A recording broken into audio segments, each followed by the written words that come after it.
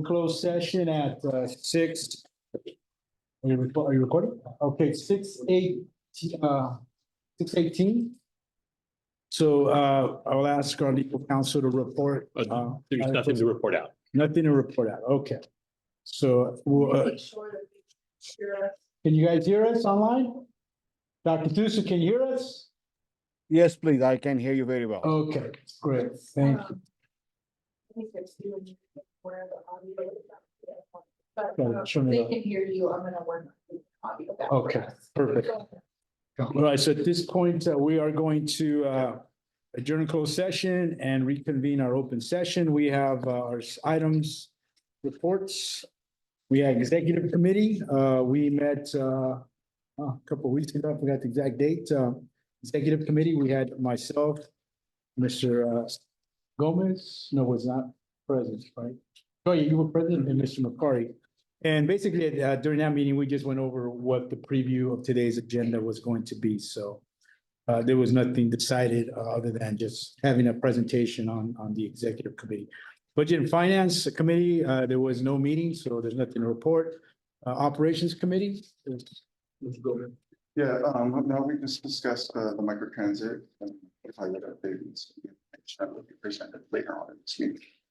Okay, all right, so next on our agenda, the presentations, there are none scheduled for this evening.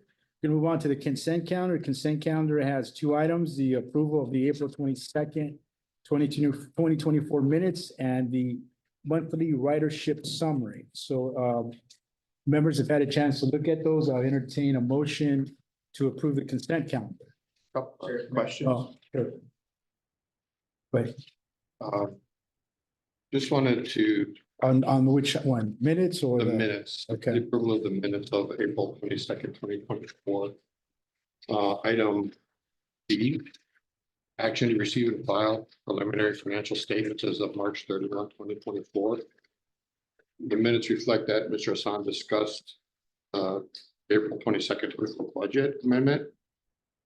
But there was no discussion regarding the April 22nd, 2024 budget amendment. However, the budget amendment number 3 worksheet was provided as an attachment. And there was no discussion about that attachment budget item or budget amendment number 3. Is that correct? Do you recall? Remember, I know we had two items to discuss. There was a attachment, however, correct, there was no discussion on the attachment itself because the budget was not, or the amendment was not adopted. And then secondly, item D, the adoption of resolution approving amendment number 3 to the fiscal year 23-24 budget capital improvement program. Just want to confirm that the staff report and discussion reflects, one, the board did not approve the increase, the 23-24 budget in the amount of 79,762. And I believe that I did read that in there for the deposit, rent, and moving expenses associated with the new office. And 2, the board did approve an increase in the budget in the amount of $50,000 for loan repayment to the city of Porterville. Is that correct? No, it was Woodlake. Pardon me, Woodlake. Woodlake. Thank you.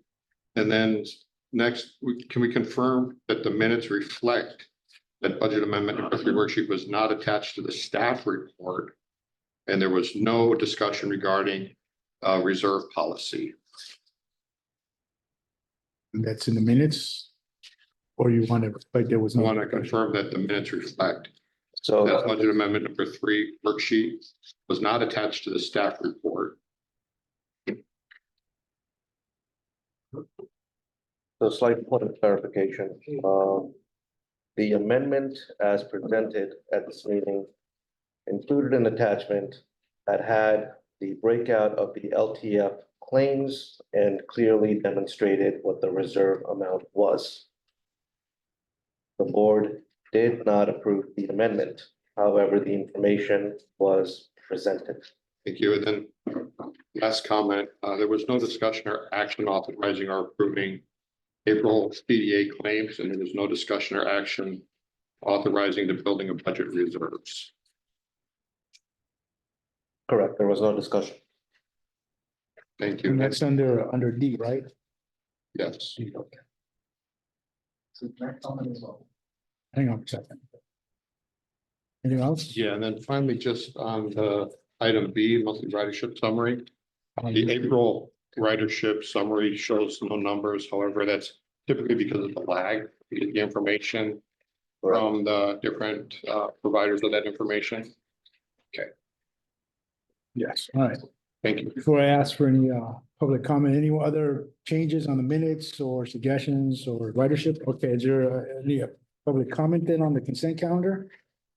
We'll do this because in just for the future dates during public comment, it's when someone can ask for a consent calendar to be set aside to talk. So that's a courtesy. I'll give you a couple minutes. I just want to point out. The budget amendment worksheet goes behind the financial statements. The budget amendment that was presented and was discussed had nothing to do with LTF or reserve. So it was only the $50,000 and $77,000 for the LTI. So it's a little misleading to say that the LTF reserve was presented, and that was never part of the discussion. No, I agree. We didn't get to it because we didn't get to present the items. So, okay, thank you. So no, I just want to make sure going forward, there isn't stuff that's not in the agenda packet, that's not presented. thank you. Moving the budget. Thank you. So there a motion to approve the consent calendar? Moved by Mr. Yeah, with the corrections as noted, Mr. Martinez, second by Mr. Gomez.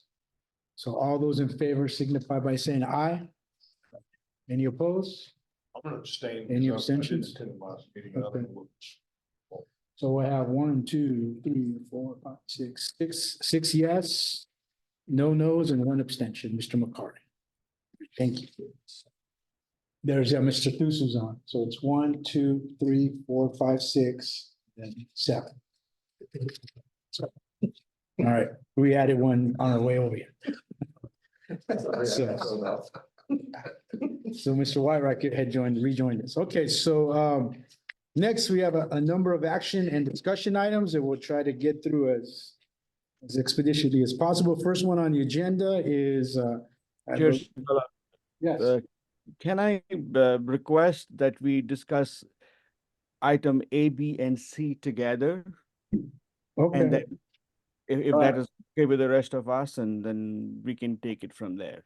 all right, so there's a request by Mr. Thusu to discuss A, B, and C together. Is there any objection to that request? All right, why would you, the question is why, Dr. Thusu? The reason why I'm asking is right now we all know that we are in the middle of discussions with the city of Porterville for them to be separating from us. My question would be like, there are very important issues in front of us. I will not want to shake the cart or disturb things till we settle our issue with the city of Porterville. That's number one. Number two, I am very respectful of everybody. I'm not talking about personalities. I'm talking about representatives of city. There's a difference between Kuldeep Thusu and the representative of city of Dinuba. I have to do what is best for the city of Dinuba. We recognize that the representative of Porterville is present. And while they're seeking to separate from us, should Porterville technically vote on this issue or not? Yes, they should, because they're a part of us. If they were part of us forever, I think the timing is not right, in my opinion. And I would humbly like to submit to the rest of the colleagues that we should table these two items, these A and B, till we settle our issues with Porterville. Well, let's do this, Dr. Thusu, so we'll understand that you just want to take them all together so that they're all relevant, and so that would be your suggestion. And Ms. the Rio asked the committee- question. I asked a and- question. and- Yes, and I do appreciate your response. And it's because of exactly how you responded that I'm asking for these issues to be voted on. No, they're gonna be voted on, but Yeah. he's asking, so let me do this first. So there is a request by Dr. Thusu to take them all at once. If there's no objection, we will do so. If there's an objection, then there could be a motion to do that, and then there'll be a vote, and if it passes, passes. If it doesn't, it doesn't pass. So is there an objection to take all three at once? I have no objection, but I'm asking why did he lump 1 and 2 together when my name was not even associated with it and it was only associated with item C? Okay, so I'm asking again, that question. okay, so that, we're not sure who brought this up forward, so is in the staff That's why I'm report? asking the Who question. requested the one, A and B? It is not in the staff report. Okay, but do we know what number? Yeah, that's the comment I have here. Who is a board member that replaced the existing chair? Who to replace the existing? No, so the question is that my understanding was that a board member can request it to be agendized. I'm asking which board member requested it. Okay, so That was yours? Yeah, Was, that's her point. why did he associate my name with A and B? He I asked didn't- for, no, I just said we were gonna put them together. No one's, I asked if there was an objection. I didn't even know it was you. no, I'm not saying it is. That's I- what confused me. Okay, so I we gotta, thought it's let's move forward. You're So fine. if there's no objection, we will take A, B, and C together as a conversation and then I guess vote that. So is there an objection to that? No? Okay. Slightly. Yes. What if, so we're gonna nominate 2 names for chair, Well, vice chair, and then no. is there gonna be a dance? No, or- we're gonna have a discussion about that, so, yeah, yes, Mr. McCarty. If somebody asks something to be put on an agenda, then they should stand up and say that they put it on. Right, so I'm trying to figure out who the requested. agenda. So let's do, I mean, and I do, and I admit, I had a conversation with Mr. Hassan where he indicated that there was an indication that somebody may want something on the agenda. And I said, hey, if a board member wants on the agenda, we're all equal. We're not gonna have a dictator where one person's not gonna allow something to be put on the agenda. I said, then put it on there. I didn't make the request, and I'm not pointing fingers, but if somebody doesn't want to stand up and say that they put on this, then I say, we take it off the agenda. That's my opinion.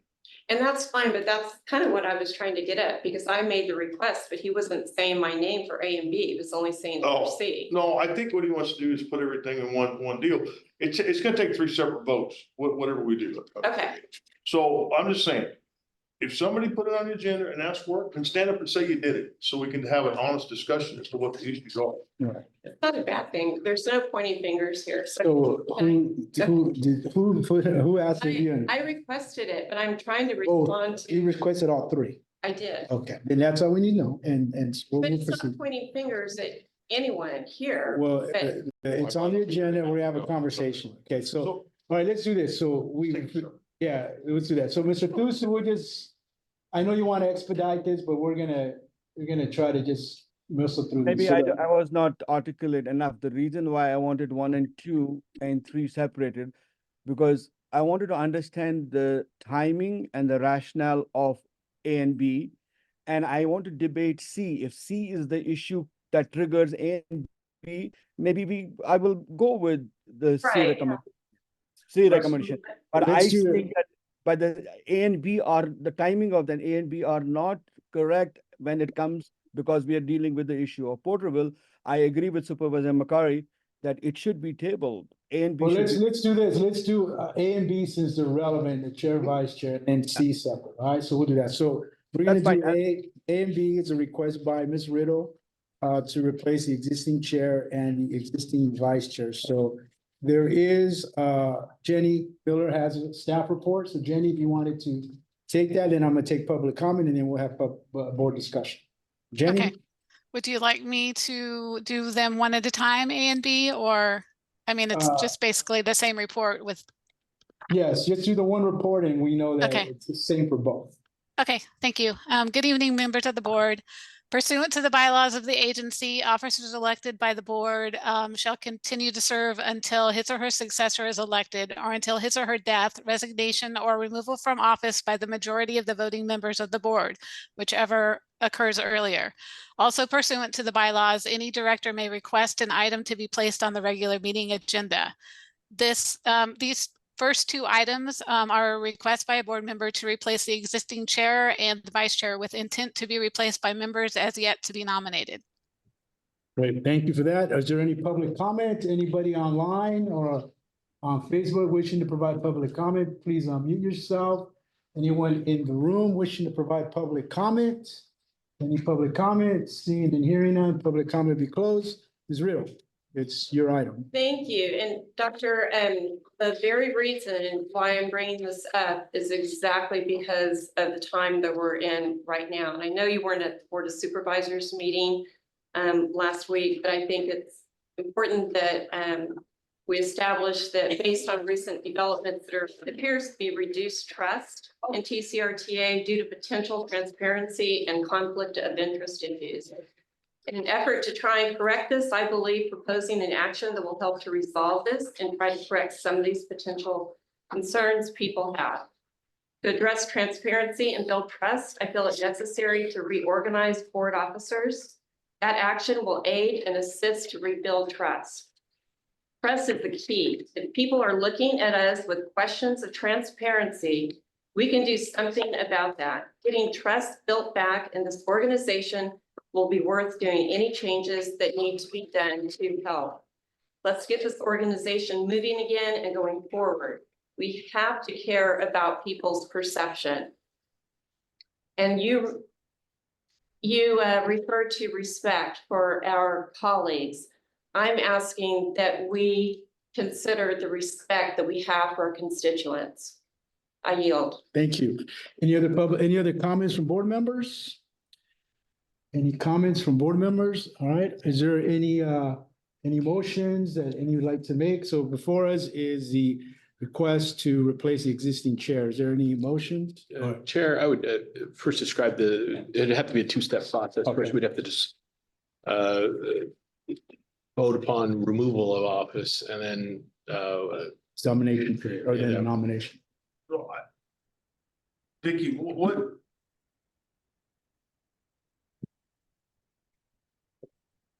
Sorry, all right. So what is about Sheriff Segala? Let's take him. first. Conflict of If you want interest. him removed. Well, let's just put it all out on the table.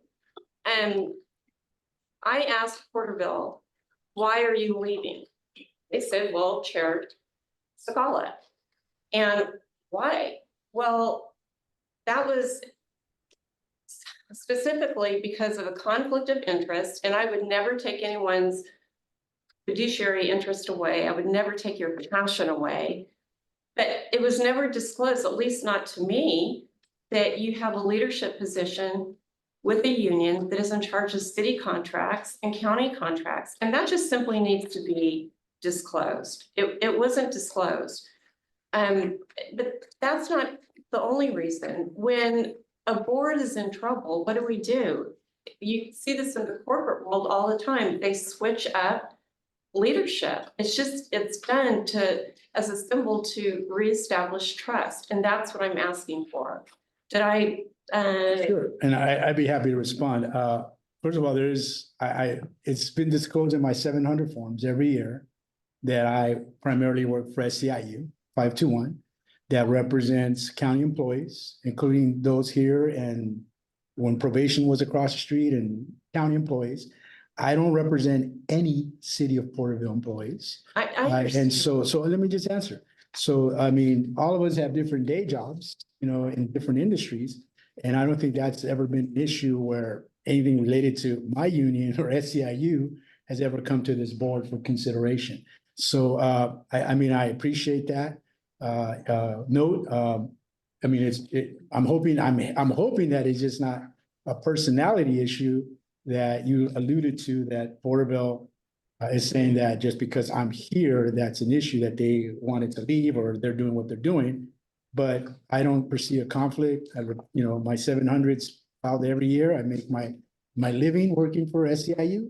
And yes, I'm an organizer for them, and that's what I do full time. Yeah, and I respect that. I would never, ever want you to change that. Oh, no, I'm not gonna It needs change it. to be talked about and brought to the masa, to the table.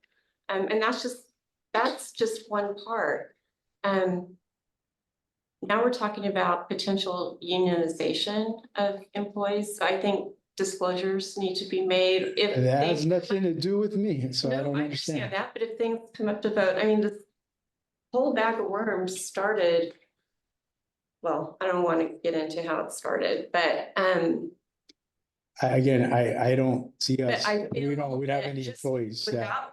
without pointing fingers, just as something that is important to the public to reestablish trust, there are some things that we can do, and I think that's one of them.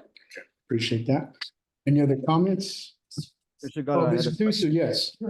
I had a question, for my colleague and with very respectfully, I want to ask, Director Riddle.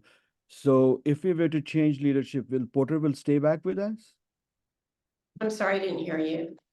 If the leadership were to change, so will Porter will reconsider and stay with us? I guess you would have to ask Porterville. I don't know. I haven't had that conversation. Would you? But you can ask the question. I don't know.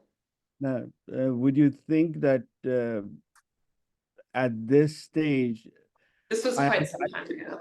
I understand your conflict of interest question, and Mr. Segala already replied to those. My humble request again to all my colleagues is, I think the timing, yes, if you want to do change, we can change in due course, but the timing is not right till Porterville's decision is made. That is my humble request. Thank you. So is that a motion to, I would make a motion to table this at this time. okay, there's a motion by Dr. Thusu to table. Is there a second? Discussion. Well, we'll have a discussion after that. I'll second. Second by Mr. Gomez. Is there any discussion on the motion to table this item, Mr. Whitewright? And then Mr. McCarry. Sorry, I'm trying to get out of this. Can I say something? Sure. I understand. It's got to come out one way or another, just a discussion, as long as it's just to clean the air. Hmm. And maybe if we clean the air, then this can just all be done. You know what I mean? And I think if we, my opinion, if we just put it off, it's just gonna continue and just maybe more animosity build up. I don't know. So we have a motion a second, but I just think if we need to clean the air, let's clean the air. I've been here a week. I don't know what's going on. You guys treated me real good. You know what I'm saying? I can't say anything. So, but if we gotta clean the air, let's clean the Well, air. then That's my opinion. That's the vote. we're But gonna you get. have a motion. In a second. Mr. Whitewright? I would plead with the board to not table this item.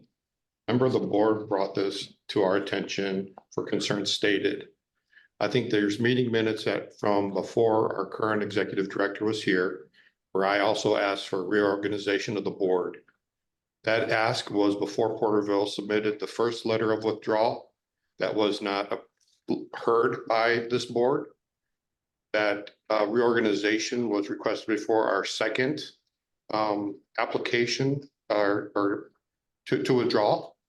And I believe it was you, Dr. Thusu, that said at that time, it was in so much turmoil that the change wouldn't benefit the board or the agency. And yet the time went by and here we are today with Porterville withdrawing and us maybe not make or having a motion and a second before us not to make any changes. So I would again plead with the board not to table this item, but to take action on replacing the existing chair. I know that there's a motion and a second on the floor. And again, I just would suggest that it be denied. Thank you. Any other discussion for board members? I am new, starting, well, not as new as supervisor, but you know what, get it out. Like Supervisor says, but when a ship is in trouble, you don't change captains. You know, we go with it as a team, and the team has to go together. We're all a part of it. So whatever one of us vote, so be it. But what I'm saying is, we don't change captains in the middle of it. Thank you. Any other discussion? Well, just to that comment, if I may, and I'm not alleging anything about this, but I'm just thinking about the Exxon Valdez. And there was a captain at the helm and he ran it aground and it was a cleanup mess. It was a nightmare for the environment, for the people, for the wildlife. And I can see your perspective, but I just wanted to offer that color. Well, thank you. And you, I just have one thing. Did you say that you had brought this motion to the board? We had a discussion. in the past, Yeah, there was a reorganization yeah, in the request past, last year and. And nothing happened? No, No, it was- denied. It was denied. It was not the right time to do it. So just so we know, just so we're clear, every December, January is when there can be a new chair, vice chair selected. So that's in our bylaws. So be happy to revisit that then and as per our bylaws and I'm working hard with our board to try to address issues. There's been a lot of obstacles and hurdles that we've been trying to overcome. Some have come as surprises, some have not. And we're doing our best to make sure we provide the best efficient type of transit in our city. So I'm very proud to serve as chair and I would humbly request your support to continue to do so. So with that in mind, then we'll do a roll call vote on this item. And so I'll go, so Bridget, if you can do the roll call vote on the motion to table. On the motion to table. Yes. Director Tusu, Aye. Director Riddle, No, Director Gomez. Aye.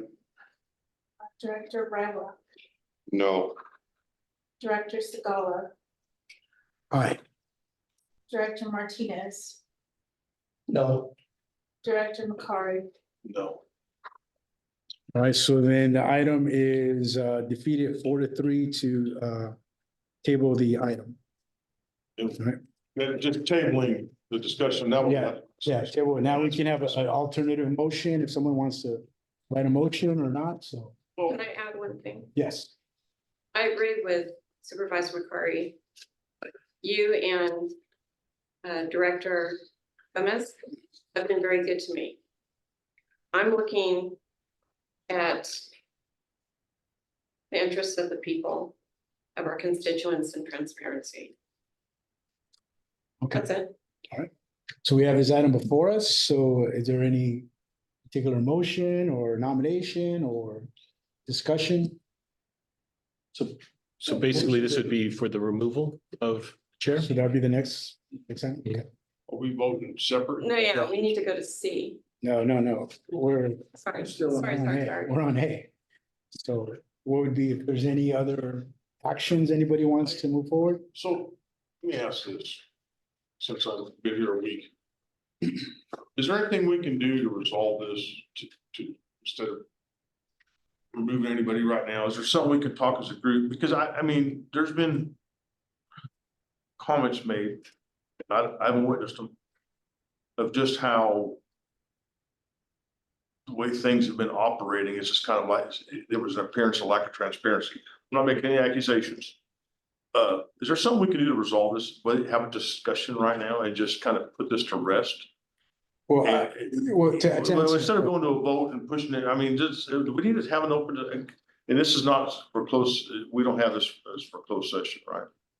Right, this is, I mean, Vicky, is there something we can talk about with them to make sure we resolve this? well, let That's me, my let me, question. let me interject on that. I think we've been talking about the committees.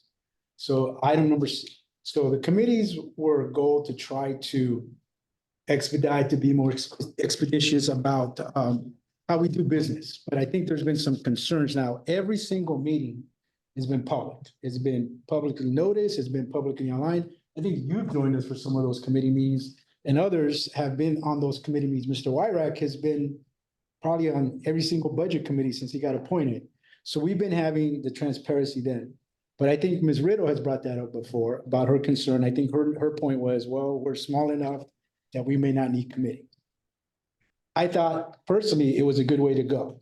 But given the fact that our staff, we're short now 2 staff, right? At least 2 staff. Right. Our staff is overworked. Executive Hassan's doing a lot of things, working with staff to keep things afloat. And I thought about this before the meeting that maybe we do go back to bringing everything to the board. That would help. Now, but here's the thing, it's gonna probably be board meetings like this, because it's gonna take a little longer, because our staff is so stretched out that, and I hear this from my city manager when we try to do a budget committee and council or arts committee, like, well, we don't have time to staff it. And I think for me, that'd be one way to go, Mr. McCarty, in the direction to the perception, I still wouldn't say there wasn't, but the perception that we meet as a committee, we've had legal counsel at our meetings, we've had director staff, that we just bring everything to the board and have the board discussions. They may take a little longer in terms of the meetings, but everything will be on board at the board meeting and then we adopt item C, which is to rescind the committee structure and then just bring back all things straight to the board. Chair Sagala, that would do a lot of help transparency. And I'm totally supportive of that. And I think part of it is to address your issue, to address the staff time, because right now staff is in the middle of putting together our budget, is in the middle of putting together on-demand transit to roll out. That's something that I know the public is excited about. And so maybe that would be one way to move in that direction. So that would be something that I would be open to. Mr. Tusu. That was the reason why I was lumping the three. I wanted the third to be a solution to A and B. That should be brief, so I retract B. And that's the reason I wanted to table the two and go for Yeah. the third and suspend or cancel all subcommittees for now. And All right. A and B like that. Well, then at this point, oh, is someone looking at his info? Yeah. Yes.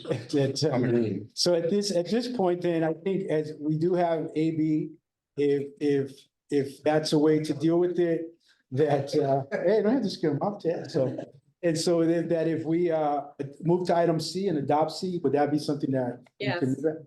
Yeah, All that's right. huge. So then, if there's no objection, then we'll go to item C. Well, you want to withdraw right now, if we can get. I mean, I think C is going, because okay. To address your concerns. Right. Before I was elected, I had spent about a year applying for PhD program in organizational psychology, and people get their thesis on board structure. And so there's a mathematical rule, and you can Google it. For a 12-member board, you can have 3 standing committees. We only have a 7-member board, so it dilutes communication. And then you end up with somewhat of the appearance of serial meetings. So if we can agree on that, and we're agreeing for very different reasons. You're looking at staff, I'm looking at ethics. And this will really, to me, help with transparency. No, I agree. I mean, I think it's a combination of both. Okay.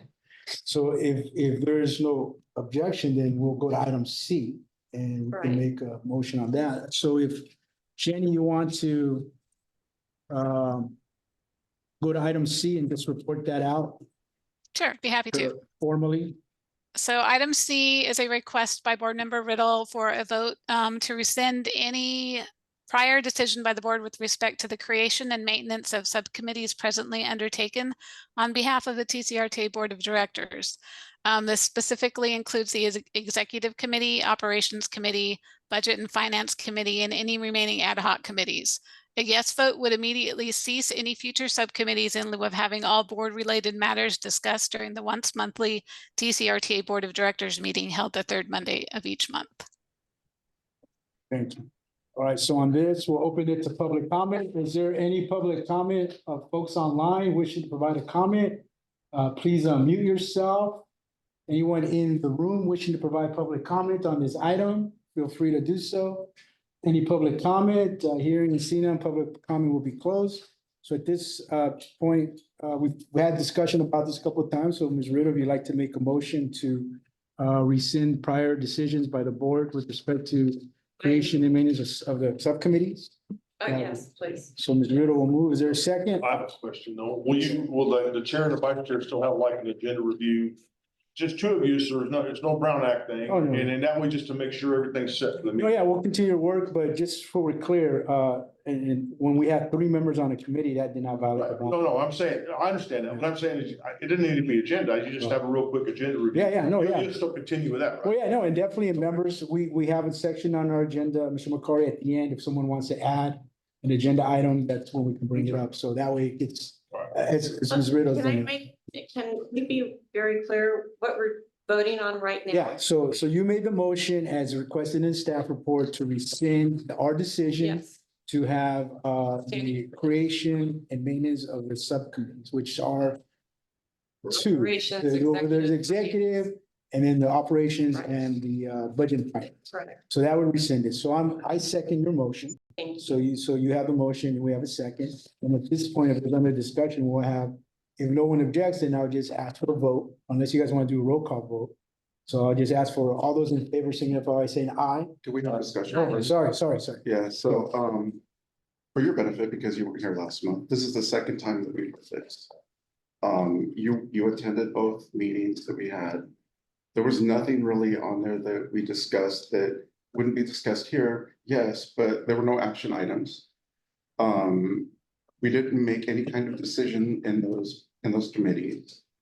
And here we are, we've wasted another half hour in a meeting, just like we wasted time last meeting discussing the same thing. I don't want this. I would hope that this body doesn't turn these meetings into this kind of, I'll use the word circus, because I think this is a waste of time. And if anything, if I was a constituent, why would I want to see our representatives discussing the same item again and again? We wouldn't have to be discussing it again. and again. It's my time, please. So, you know, I left work at 4 o'clock. We're 3 hours into this meeting. I'm happy to be here. I'm representing my constituents. I'm representing my city. I take that seriously because I know that there's families out there that depend on this service for their livelihoods. And it's not about, you know, hiding anything. We're not hiding anything. Everything's conducted out in the open. You had mentioned about the agenda review. I've never seen an agenda. Nobody's asked me for my approval. I'm hoping that the chair and the executive director are the ones handling that. But I've never done that. So, you know, I just wanted my say. I just hope that we don't have to discuss this over and over again. May I respond? Because we wouldn't be discussing this over and over again. Had you recalled when you sat next to me at our retreat, I asked for that item to be brought back on the agenda. That was in February. Yeah. It was missed in March. It was brought back in April. And you were here at the table and you said that I brought it back as a whim and it was spontaneous. When I'm on the clock for the city, there's something whimsical about me, Director Gomez. So I resent that very much, saying that this is circus-ish or disrespectful when it's not. I'm representing the people of my city who want transparency, and this is the way to go about Great. achieving that transparency, but there was not a whim. It was very methodically discussed from January with Director Hafner and then with Director Abul, and then again at the retreat and brought back in April. All right, so I appreciate And that. just for clarification, it was voted down. Yes, sir, it was, and that was the wrong decision. Right, so and now Chair we Segovia have it. agrees. Now we Thank have you. it. Now we have it here before us. So at this point, we have a motion and a second to rescind those standing committees or subcommittees.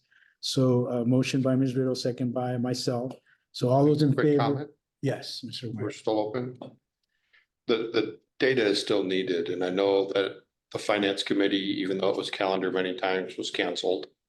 When we come together in this place as a board and we're handed on a Friday, a stack of documents, it's hard to go through them. And I thought that the intent of the standing committees that were properly noticed could bring additional stakeholders to the table in a publicly noticed manner to have a deep dive into this and possibly a multi-hour meeting, no doubt, so that on nights like tonight, we could get through it. We could have a good report from those subcommittees. I don't think we were able to, I know I didn't keep meeting quote unquote minutes. I took notes of the ones when we did have them, but there was just so much to cover. Discussion. Do we really take the time as a board seated on a monthly meeting to dig into the details? And it's hard, and it's hard. So I respect both positions here and just wanted to share that. Thank you. So at this point, we have a motion. We've had discussion on it. So the motion is to rescind the actions on the subcommittees. All those in favor signify by saying aye. Aye. Any opposed? Stay. And one abstention. So it's 6 yes, 0 no's, and 1 abstention to do so. All right, thank you. So to be clear, A and B, we're moving from A and B. Correct? You withdrawing, Vicky? We're Yes. moving, okay. All right, so those A and Bs are withdrawn. So now we have item D, establish a policy for sharing closed session information with among member agencies. Who's doing that one? Who's I guess I see my name on Oh, it. Tom? I guess I'll do, All right, Tom, I'm sorry about that. no worries. It's because we got such a big agenda. I gotta go back and forth.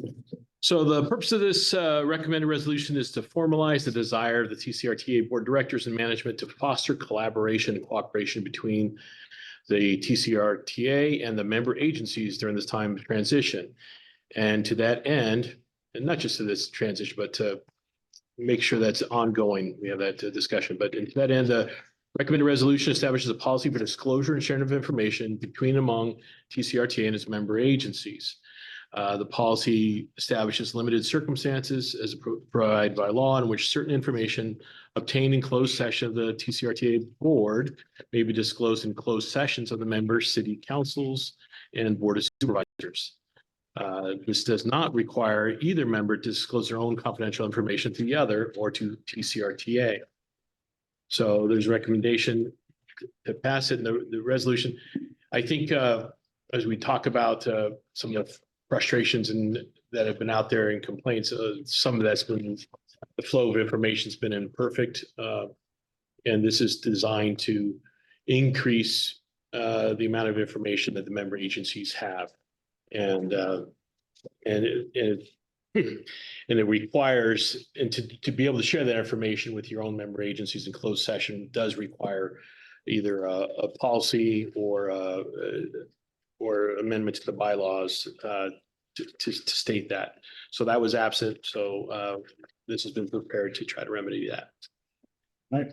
Okay, at this point, is there any members of the public or online wishing to provide public comments? Any members of the public in the room wishing to provide any public comments? I see none. Public comment will be closed. So members, we have this item. Oh, excuse me, Mayor. Yes, I'm not on the board, but I would like to make a comment. yes. It's public comment. The city of Lindsay, I haven't been able to get all of the information, and I'm here to try and get that.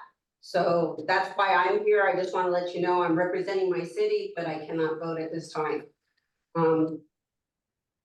I would like to let you guys know if possible, when there is something being sent out to my city, can you please send it to me as well, so that I have, apparently people have not been attending this meeting, and therefore this has all been thrown in my lap.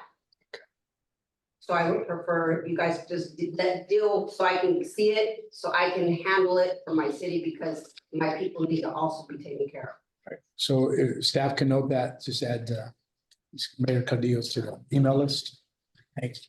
All right, is there any other public comments or seeing none? All right, members, so we have this policy before us. I know that there's been some hesitation about what we talk about in closed session, and when we have closed session, that this topic of transit may come up. So this gives us a little better guidance in terms of how we can move forward with that issue.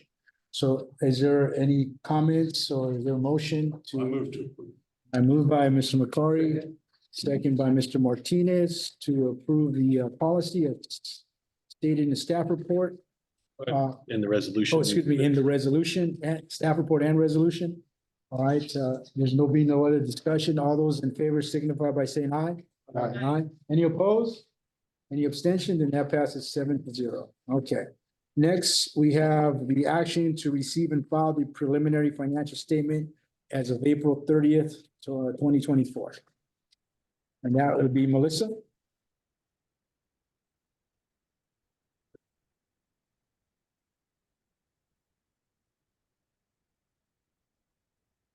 This financial statement for April 6th or April 30th, 2024 is preliminary, updated fiscal year 2024, and order of him. Staff has outlined the adopted budget by the board for the fiscal year as of June 15th for the period of July 1st, 2022. The recommendation is that the Delaware County Regional Transit Agency Board of Directors receive and file the preliminary financial statement as of April 30th, 2024. Thank you. So we do have in the attachments, the adopted budget, the monthly expenses breakdown. I appreciate that. That's something that's been added the last couple of months.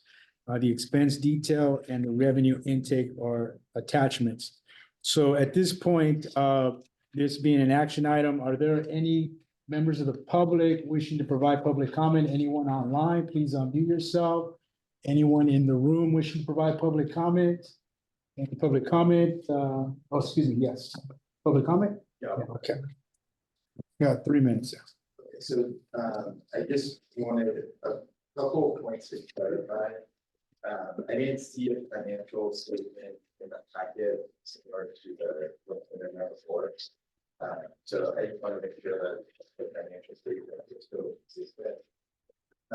And then I just wanted to note on the expense breakdown. We still haven't seen what expenses are outstanding, but there is at this point, at least $10 million. Last month it was over $900,000. That's owed to the city of Porterville for services that it's performed.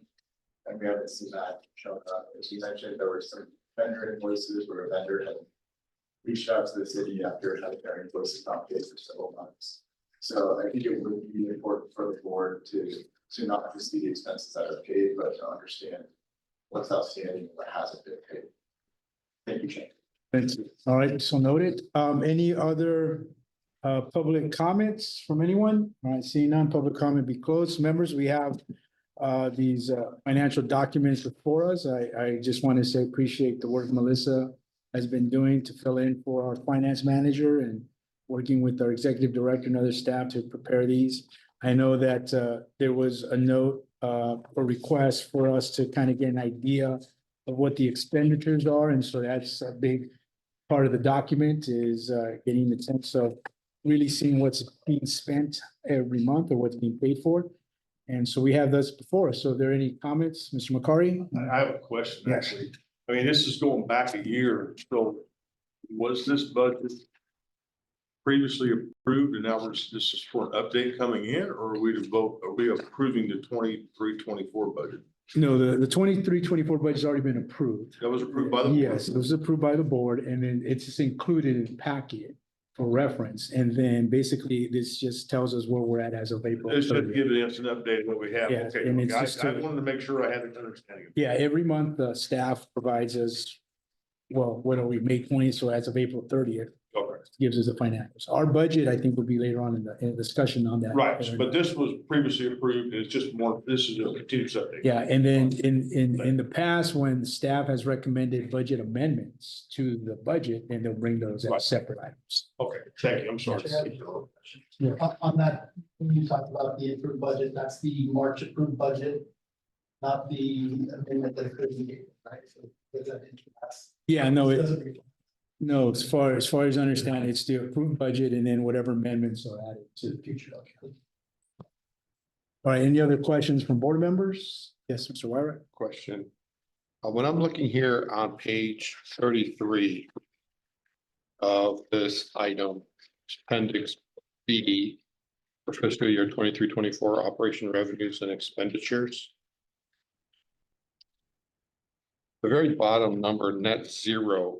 I don't remember seeing a net zero when we approved that budget. How did we get to a net zero? I'm just curious. You mean I think it's always our intent to have a Balance. balanced budget. So I think, is that what net zero is referred to? This budget was approved when I was not here, but if I had to speculate, I would say yes, that is the goal, in terms of establishing this budget, which is to get to a 0 point. Okay, and then the second item down, revenue item 5054 state others, $8.6 million. Is that FTA and LTF funds? Is that correct? The Only state and FTA others? and LTF funds? State and others is largely TDA funds, not specifically LTF. TDA does include LTF as one example. I do believe, if memory serves, there is another page in here that provides a more detailed breakdown of the sources of funds. If not, then when we revisit the next time, we'll be able to provide this, but this is also online as well, as part of public record. Okay, and public records fine. Some people will do some research, I'm sure. I just don't remember being a net zero. I thought we had to chase some drawdown money to bring it in. So this is reflecting that it all worked out. So I'm good there. And then I would clarify that I believe the intent is that it would all work out. However, since the finances are still in motion until the end of this year, June 30th of 2024. The reality might differ. Okay, thank you. There's one other item on the back page. It shows, this would be page 58 in the package, an April amount of a revenue of $18 million in the month of April. So our checking account, if you will, has $18 million balance, or was it approved and not yet transferred, transmitted? That is an excellent question, and so I will highlight two things. One is that I do believe this might be the first time we're actually producing and therefore showing the board, again, this sort of mantra of continuing to be transparent in our finances. We're providing a breakdown of the revenue on a per month basis. The April intake that you see worth 16 million is the LTF or PDA claims that were filed with PCAG. This number does not represent the city of Porterville's apportionment, which we can get to when we look at the 24-25 projected budget. But yes, hopefully that answers your question. Yes, it does. So we've submitted the claims and we're showing it as revenue. But when the claim is submitted, do we always get the revenue? I seem to recall a grant or a drawdown request for the current budget year couldn't happen because there was the application wasn't quite right. We had to repair it. So is this true revenue or is this projected revenue? No, this is true revenue. This is Revenue. an actual deposit amount into TCRTA's account. Thank Bank account.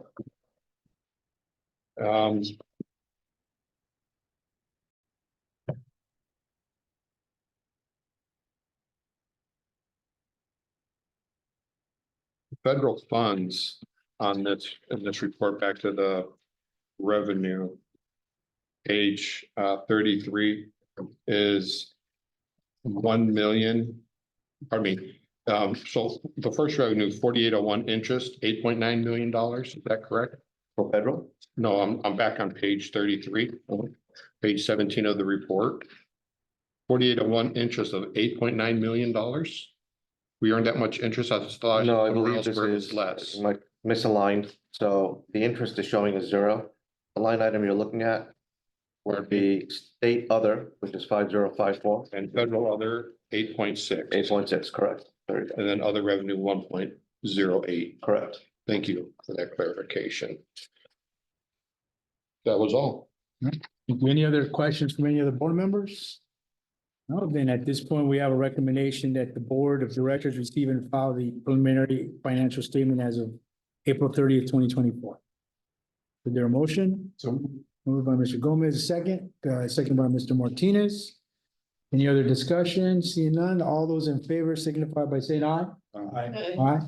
All those opposed? No. Okay, we got one out. Any abstentions?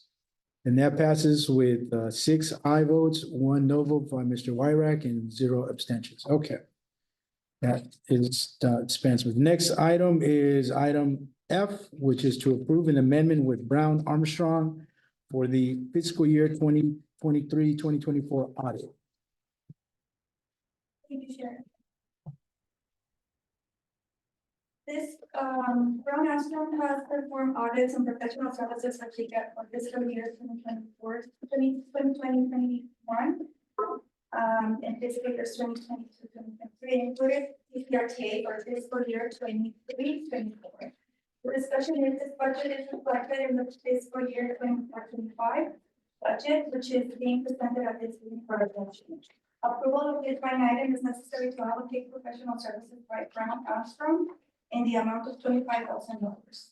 The scope of services provided is to be amended for the fiscal year audit of the Tulare County Regional Transit Agency. The recommendation for the Tulare County Regional Transit Agency Board of Directors authorize the TCRTA Executive Director to execute an amendment with Brown Armstrong to permit cost of an audit for the fiscal year 2023-24 with cost represented in the fiscal year 24-25 budget in an amount not to exceed $25,000.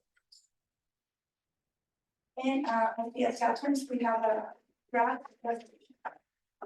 All right, being an action item, are there any members of the public wishing to provide public comment on this? Anybody online, feel free to unmute yourself. Anybody in the room, public comments? Seeing and hearing none, public comment be closed. Members, we have this item, which is stated a budget amendment to conduct audit by Brown Armstrong Company for the amount of 25,000, right? Correct. All right. Any discussion? Just quickly, Yes. it seems reasonable, seems prudent. But we haven't discussed the 23-24, or pardon me, the 24-25 budget yet. So is this maybe out of order? Maybe it should come later? I mean, it seems to fit, but I don't know. We haven't talked about the budget yet. So I guess the question, and I would have staff, there is a budget that's being proposed. And the assumption is that this was not in the budget proposed, but you're trying to add it. So then when we have the bigger discussion, this would be an allocation after July 1st? Correct. It is reflected in the 24-25 budget. Therefore, the approval of that budget would be contingent on this line item. Okay, so to answer your question, I guess the budget got put together, but then this needed to be added to it. So I think that's my understanding. All right, is there any other comments? And Well, just for clarification, you shared that it was shown in the budget, and yet now we're adding it to make an allocation to get it in the budget. I'm just a little confused. Maybe I should clarify my word choices. It is represented, or that dollar value is represented in that future budget. Thank you, that helps. not specific. Yes, Mr. Smalley.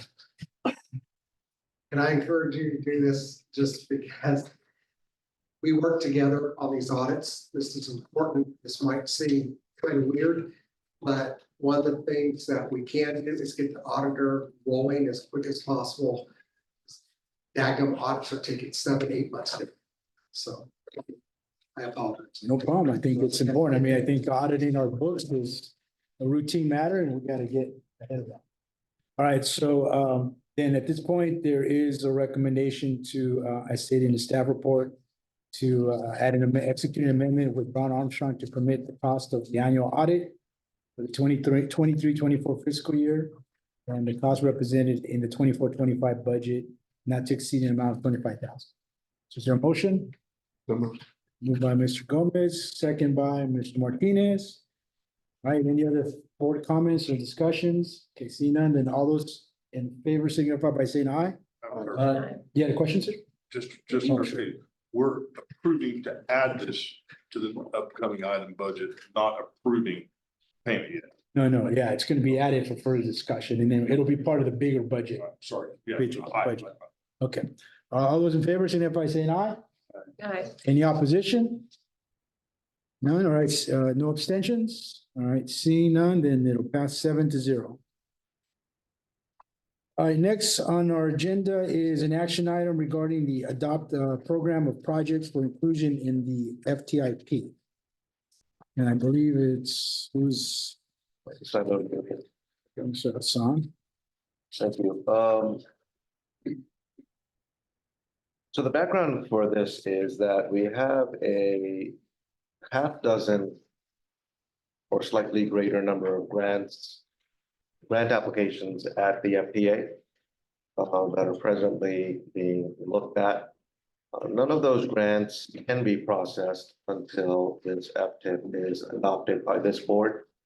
Part of the reason why those applications cannot be processed is because the prior FTIP did not fully reflect the dollar amounts for the projects for which those applications were submitted. As such, before you is the approval of the FTIP, which is broken down into two parts.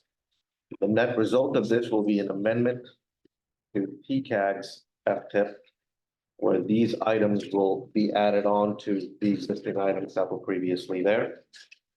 The operating assistance is broken out over a 5-year period.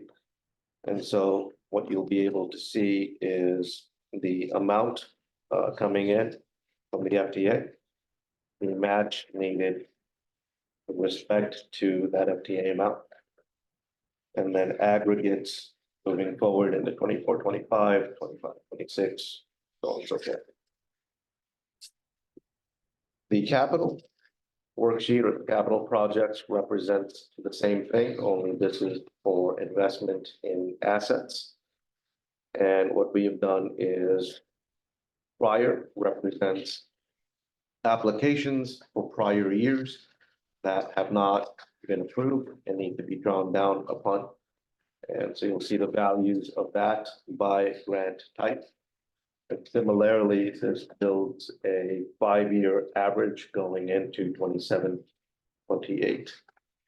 On the capital side, everything is formula based, meaning it is routine. It does not represent, let's get that back. With the exception of FTA 5339B and 5339C in years 26-27, 27-28, this does not reflect competitive grants. Those 2 years and those 2 grant types do reflect a desire, if you will, for TCRTA to go for competitive grants to build facilities or infrastructure to support what is presently an aging fleet. Happy to take any questions. Before we do that, is there any members of the public wishing to provide public comment on this item online? Please unmute yourself. Anybody in the room wishing to provide public comments? Okay, sir. Go ahead. So, I have a few questions on this. One's just a point of clarification. TCRTA would generally be adopted an FTIP or a QP that would have to go through the TCAG, I believe. So I just want to make sure that was clear. And we also want to clarify that all the funds that are being presented, it looks to us that the 5307 funds don't match up to the Tulare UCA, that's the Tulare urbanized area. So we need to be clear that there isn't money coming out of the Porterville UCA for anything going forward. So I really request that the board have this item come back with more detail in it and more specifics as to what projects it's describing and specifically what sources of grant funds it's accessing. Once Porterville leaves July 1, this board will be able to pull from the Porterville UTA. So I want to make sure that that's clear. UTA is the urbanized area, it reflects the area that we care about Porterville. And then I also would just, if as a point of clarification, it's not really clear to me what this is pointing to current year, prior year, how that's working. And so if there's some clarification, if this is money that's already been budgeted for the prior year and hasn't been drawn down or something like that, there should be some clarification for the board with that effect. Thank you, Chair. Thank you. Any other public comments? Any board discussion? Little, Sure. sorry, not to belabor it. Thank you. So again, this is for fiscal year 24-25, Which one, operating or capital? the federal amounts. The federal amounts reflect expenditure in the years that you can see in the columns. And do those match the 24 FTA apportionments for the Tulare urbanized area? Just saying, but the public comment was a moment ago a little differently. To the best of my recollection, they might be in excess of what is represented in the city of Tulare is what you were asking about? For the Tulare urbanized area, yeah. City of Tulare or county? Just the whole area, the Tulare city. So I'll step back a little bit. The urbanized area for the city of Tulare was actually the city of Visalia's urbanized area up until federal fiscal year 2024. There is a difference between federal fiscal year and the fiscal year that we go by virtue of the fact that the federal fiscal year starts in October, whereas ours begins July 1st and ends on June 30th. So with that clarification, monies represented in later years would reflect the revised urbanized area, which is the city of Tulare, which is a small urban area. There's a categorization between small and large.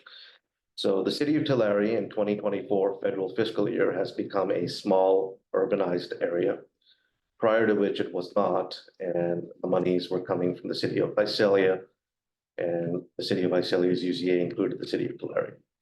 Separately, the county has its own area, the UCA, if you will, but it is not 5307 based, it is 5311 based. That incorporates the unincorporated areas, if you will, of the county, and 5311 is the rural apportionment, which frankly traverses across multiple smaller cities. Okay. This, will this go to TCAG or be submitted to Caltrans? So the grant applications, depending on whether it's 5311 or 5307, 5339, will either go to the FDA or Caltrans. However, the adoption of this will go before TCAG for subsequent amendments to their FTIP. Okay, and we did not include Porterville in the allocation or Visalia urbanized areas, correct? The city of Porterville is not represented in any future years. Okay, That is the question. that is the question. And in Visalia's urbanized areas, they're not here at all. No, the Visalia urbanized area is not included in this. Sorry, I'm thinking about the city of Farmersville being part of the 5307 allocation for the city of Visalia. Normally what would happen is once we've determined that we're running services in an area that Visalia's UZA covers, we would do a split letter. That conversation has not matured enough to get to that point. Therefore, no iteration of the city of Visalia's split apportionment is represented in this. And then you mentioned Farmersville. It is an urbanized area, correct? If Danny, please correct me if I'm wrong, but if memory serves, I do believe the 2024 federal fiscal year has the city of Farmersville as part of the city of Visalia's UZA. Yeah, you're correct. It's always been part of the Visalia UZA. Exeter used to be included as well, but as of 2024, Exeter is no longer part of it. Okay, so thank you. So the program of projects, I don't recall, we may have looked at this every year. I just don't recall it in the previous years. But the city of Farmersville, has it been discussed with them, the split and potential financial impacts to them? Well, there would be none because again, because Farmersville falls under Visalia's UZA and because we have not put in for a split letter, there has been no conversation about reallocation or dedication of their funding apportionment in any of this. This does not account for the city of Farmersville. Okay, Can I clarify, you said the city of Porterville would be affected future years. You meant the Porterville UCA, right? Board Chair, are you still taking public comments? Yeah, well, yeah, so I mean, I'm just asking. the Porterville UZA is what does that include, Jenny? Do you know? thank you, Chair. The new UZA, as far as I know, includes the city of Porterville and surrounding area, but it no longer includes Strathmore, which I believe it used to. Correct. I'm just clarifying, because you said city of Porterville, right? You meant Porterville UCA, Okay, thank you. right? Yes. Right? Yes, right? So I thought I said Farmersville, but we were talking about Farmersville, but the question before that You're was talking related to really- Porterville. correct. So no iteration of the city of Porterville's future budget is allocated here. Will I it? mean, money coming. Well, we're done with. Not after you approve or adopt this, Not no. answering the question. We're done with public comment. So we are not including Porterville's urban area in the allocation. Visalia's is It's not. We cannot. also not included. Correct. Thank you. And if it helps, if you take a look at TCAG's FTIP, you will see references to the city of Porterville spelled out separately. That is not included here. Do we know what that is in round numbers? Is there anybody here that may know in round numbers? Fortunately, not off the top of my head. Okay, and then on page 66, there's 4 items listed, project descriptions. Like the first one, agency TCRTA, project title, operating assistance. Project description, transit operating assistance for Tulare County Regional Transit Agency using FTA 5307. And you can see the amounts here, substantial. Is that $13 million, far right column? Let's see. 13,620,000. Yes, the total aggregate, all of that, I believe, should come out to about 13 million for those 2 first line items or 2 rows. And does our operating budget, can you help me? Does it spell out what the description is of those projects? Or is it just looped into a big bucket and you pay as you go? Yeah, so And same with the next one, the third one and the fourth one. yeah, I can empathize that sort of just looking at this for the first time, it can be a little confusing. However, the Not operating. necessarily, just asking some clarifying questions. Absolutely. Thank you. The operating budget would not, as an example, represent the values in 25 or latter years. Okay. Right? I should say 25, 26 and latter years. However, the operating budget, as in the one that's being represented here, would demonstrate the values out of the 24, 25, but not necessarily the revenue, but the match required, which would be looked upon as an expense. So once we Match required would be looked upon as an expense. and once we get into the budget, it's very clearly spelled out, and we can get into that level of detail. But to answer your final question in terms of, well, either within the operating budget or here, does it demonstrate which grants and what is it being applied to? The answer is no. We have demonstrated that in prior months through the grant worksheet, but we're not doing so here. So pay as you go, so to speak. Okay, thank you. No further questions, Chair. Thank you. Any other questions from any board members? Do so, no? Okay, so what we have before is a recommendation for the TCRTA Board of Directors to approve and adopt the TCRTA program of projects as presented by staff. Is there a motion So to moved. do so? Moved by Dr. Thusu. Is there a second? I'll second that. All those in favor signify by saying aye. Aye. Any opposed? Any abstentions? Mr. Warwicker, no?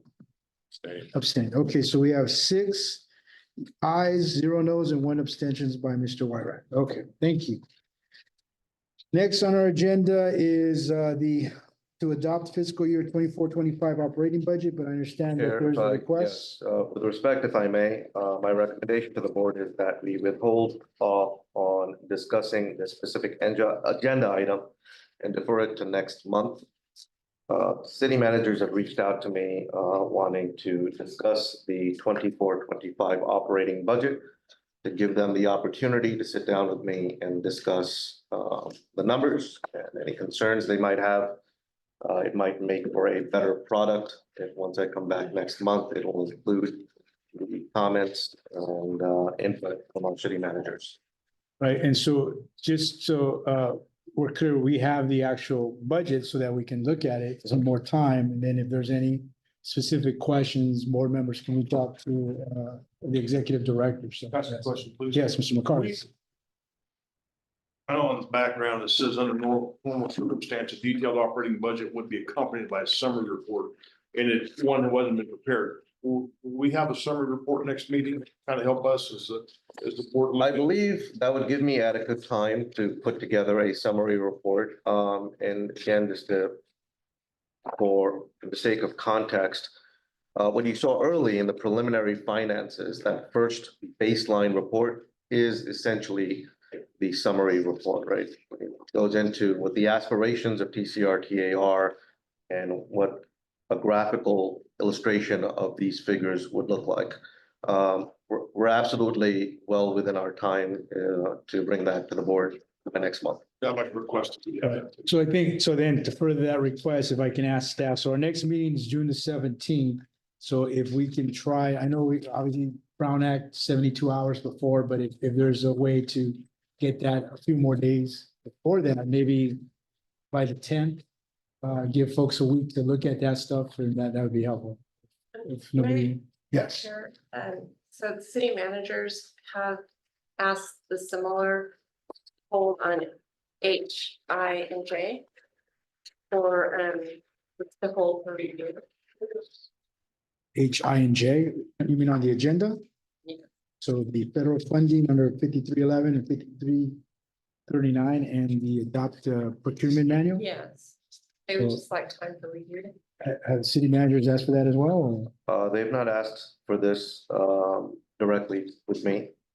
However, I will emphasize that, and Teresa can elaborate, but I do believe we're running up against deadlines for submittal for both 5311 and 5339 grants. If this action is not approved at this board, well, worst case scenario is we might lose funding. Optimal case scenario is that it will be deferred and being awarded to TCRTA. All right, so before we get to that, Ms. Riddle, let's dispense with what we have now. So if there's no objection, then item H will be moved to the next meeting on June the 17th. Will be a summary prepared, and the staff will work to get that out by June 10th to give us more time than the 3 days notice to review. So that'll be the action to do that, to move that to the next meeting. Now, under I, so, yeah, so we'll open it to public comment, yes. No, I just wanted to note a couple of things that I think would be helpful. One would be, it does show the full amount of Porterville's allocation that is as part of the fund balance. That's never been approved by the board. It's been a budget from the board. That's with the other EDA claims that were made that were never approved. So in the budget that comes back, we could see that Porterville allocation not shown at the start of fund balance. It's not funds that are going to go to TCRTA.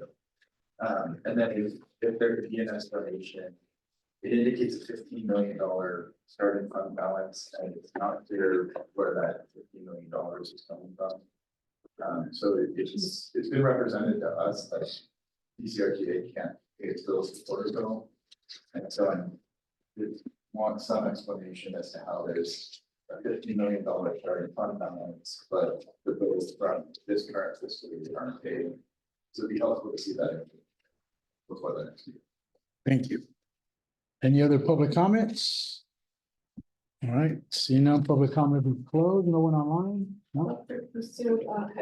Okay, so we'll note what time at 7:36, Dr. Hughes is left, so we still have a quorum of 6 members to proceed with. All right, any other questions? So this item will be moved to the June 17th meeting. Just another for point, if I may. discussion. Yes. In the background paragraph 2, I highlighted number 1, a lack of accountability in prior years on contracts and related funds. Number 2, a politicization of the departure of a member agency that has required an in-depth analysis of contracts and finances from prior years in order to actualize that obligations to the departing entity. I actually think it's prudent for our board to really get our finances in order, to get them well detailed and communicated out. I applaud the board for tabling this on behalf of the request from the different city managers, apparently. That is really good. It seems like we're still building a reserve, and I don't believe we've adopted a reserve policy. And I don't think there's a reserve policy in this package here.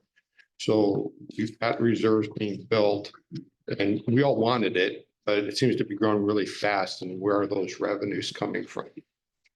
It'd be nice to see. And then the capital match. This category addresses the reality that state funds are used as match to leverage federal funds. However, in prior years, TCRTA did not account for the match amounts as expense. Could you explain that? Absolutely. And thank you for bringing up that point. So if I might elaborate on the earlier comment in terms of reserve.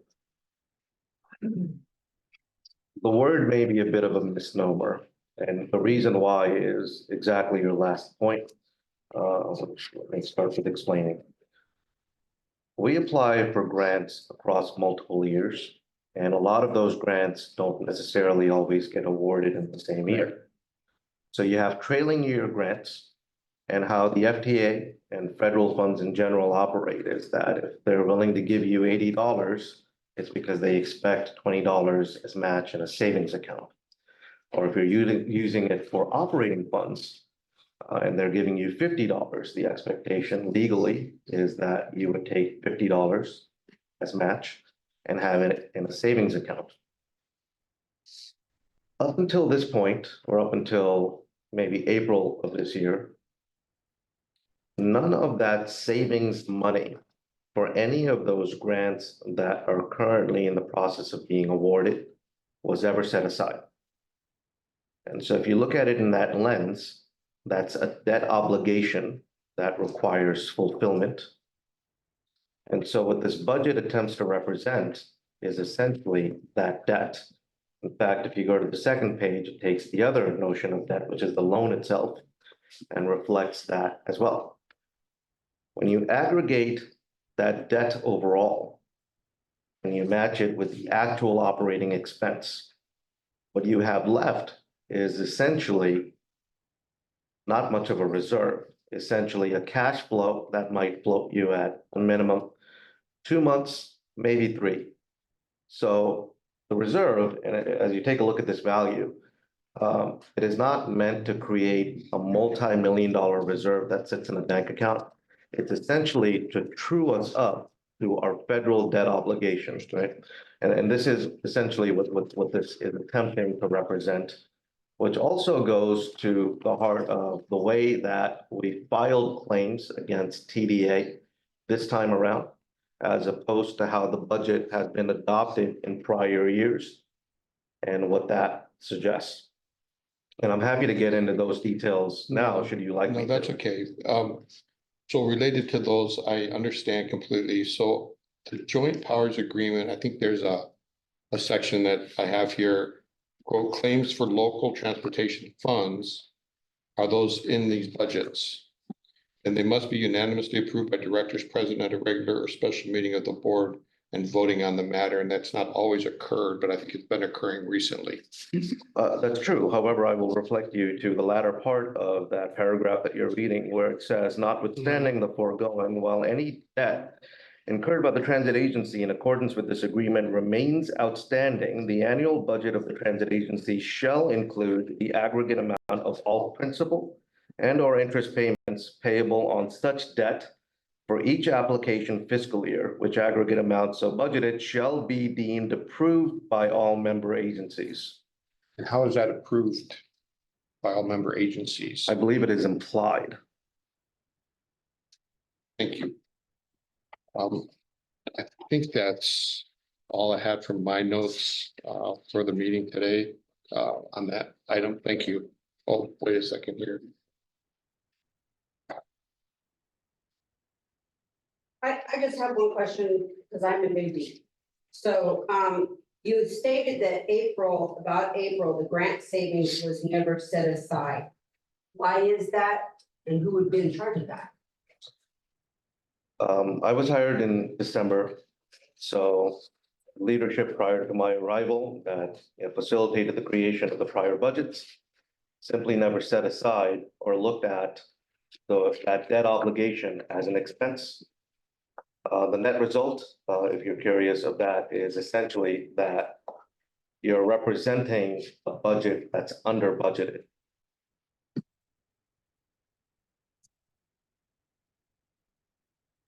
Okay, so we're representing a budget that's under budget, but Yeah, so Mayor, I'm gonna just lie one more question. We've already went through public comment.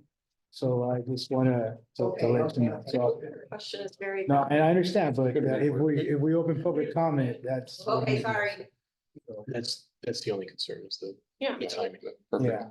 So next month she could come or somebody could reword it. I don't quite understand what the question was. I was deferring to. No, you mean what the mayor, what her question is? I think she was asking who was responsible and what happened in previous years in regards to doing it. So I think, obviously, Executive Director Hassan came on board. We hired him in November, starting December. So we had an interim director, and then we had an executive director who started with us since day one. And that person seems to have not fulfilled this particular part, at least it seems in the budgeting. So can I ask, thank you for that clarification. Yeah, let's move on. The last thing is on page 74 and 75, financial report, where it shows Porterville completely redacted out. Why would there be this budget, a projected 24-25 budget with Porterville blacked out because there is no expense for Porterville, or there's numbers that we're still trying to true up? But I know we're coming back next month, so No, that's just a absolutely. question. Again, and thank you for allowing me the opportunity to answer some of these questions that you have. So the blacked out portion is essentially if the city of Porterville is running its own service and TCRTA is not, there would be no expenses incurred by TCRTA to show here. And then if you're curious about, well, why is there a line item at the beginning? That's because we have done a preliminary analysis. The math essentially boils down to that the net cost of operating the city of Porterville service has been averaging between 5.5 million and 5.9 million year over year. And that continues to increase, and we can just call that CPI. So that is what it takes to operate services on behalf of the citizenry of the city of Porterville as that service exists today. The amount of money that the city of Porterville has been putting into the system to pay for all of this has been roughly 1.5 million of TDA funds and about 1.5 or 1.6 million federal money through the FTA. All of which to say that there is a deficit of about 3.3 million year over year for services that are rendered, but cash flow that essentially doesn't go into the system to pay for those services. Thank you for that comment on the record. Yeah, I've got nothing else on that item. Thank you, Chair. All right, so this item has already been discussed, that it'll be continued to the next meeting. The next item is an action to authorize federal funding under section 5311 and 5339, and I have Teresa on that one. Good evening, board. I'm here with action item authorize federal funding under FTA 5311 and 5339. Excuse me, FTA 5311 and 5339 funds are primarily used for fund capital and operating expenses for general public transportation services in rural areas, meaning any areas outside of the designated areas. These areas are mostly located in the rural areas such as County of Tulare, Lindsay, Tule River, City of Woodlake, and City of Lindsay. TCRTA is the only FTA 5311 operator in the region, and historically TCRTA has used these funds to offset public transportation in these areas. Excuse me. Fiscal year 2024 funding for operating assistance requires 44.67% local match. Local match funding has historically been provided by LTF funding. Caltrans and FTA further require a resolution of local support from the board of directors as part of this approval process. This grant is due May 30th. Thank you. And we will be applying for FTA 5311 formula grants in the amount of 1.2 million. At 5311F, it's an intercity bus program. We would like to apply for 300,000 to continue the Tule River Tribe of California's commuter route. 5339A, it's also a discretionary vehicle replacement program grant. We are anticipating to apply for $1 million for replacement vehicles. The recommendation is that TCRTA Board of Directors approve the application certification and resolution authorizing federal funding under 5311 and 5339. The fiscal impact is that failure to secure these funds would cause a shortfall of about 1.2 million over the next year. And the attachments are a grant resolution and application certification. Thank you. All right, is there any public comment on this item? Anybody online? Please unmute yourself. You want to provide a public comment. Anyone in the room? Provide public comment, seeing and hearing none, public comment be closed. Members, we have this item before us as stated in the staff report to approve the 5311 FTA and 5339 for the amount of, I guess, about 1.2 million. So the recommendation is to approve the resolution. Is there any discussion on the item? Is there a motion? Discussion. Okay, well, let's Oh. do a motion and we'll do the discussion. Is there a motion? Moved by Mr. McCarty and second by Mr. Martinez. Yes, Mr. Wyrick, any discussion? Any other discussion by anybody? I hate to No. always have the floor. You seem to have some good questions. I So, I go ahead. went through this, this is a big package this week and, I read through it and my eyes glazed over, so I put it down. I picked it up again, put together patio furniture and then came back after it and, my eyes glazed over again. So I looked at it first thing in the morning and got through it, quite good. Just want to clarify, that Porterville, Tulare, and Visalia are three individual urbanized areas, and the city of Farmersville is included in the Visalia urbanized areas as we discussed earlier, but Porterville, Tulare, and Visalia are three individual urbanized areas. And then how will the city of Exeter, can you show me how the city of Exeter will be funded? They're not identified in this report as a non-urbanized area based on the census. Another excellent question. So the city of Exeter presently, there are no expenses or revenues that TCRTA manages on behalf of the city of Exeter. This is because services are being operated under an agreement between the city of Exeter and the city of Visalia. The average cost under a contract that, to the best of my knowledge, was awarded pre-pandemic, the city of Exeter is about $225,000 to $250,000 a year. The combination of monies utilized to be able to operate those services is This year, largely TDA, LTF, PDA. and STA. Thank you, Chair. There are no other questions. We have a motion by Mr. McCarty, second by Mr. Martinez to adopt the recommendation in staff report. All those in favor signify by saying aye. Any opposed? Any abstentions? Then that passes five aye votes, 0 no votes, and 1 abstention by Mr. Webb. Next on the agenda, we have another action item, which is J, adopt the TCRTA procurement manual. Thank you, Chair. The board had retained Susan Hafner previously to work on a variety of different items. One of her final deliverables was the development of a procurement manual based on both FDA standard and essentially the similar types of procurement manuals that we see for similar sized transportation agencies in the state of California. The significance of having a procurement manual is multifold. One, it is a requirement for the FDA, especially since we're spending FDA money to be able to procure a variety of different things, whether it's operations or whether it's assets, and therefore having this on record has been a deficiency and will be identified as a defect when the triennial occurs next year. However, adopting this will, of course, remedy and reconcile that defect as a whole.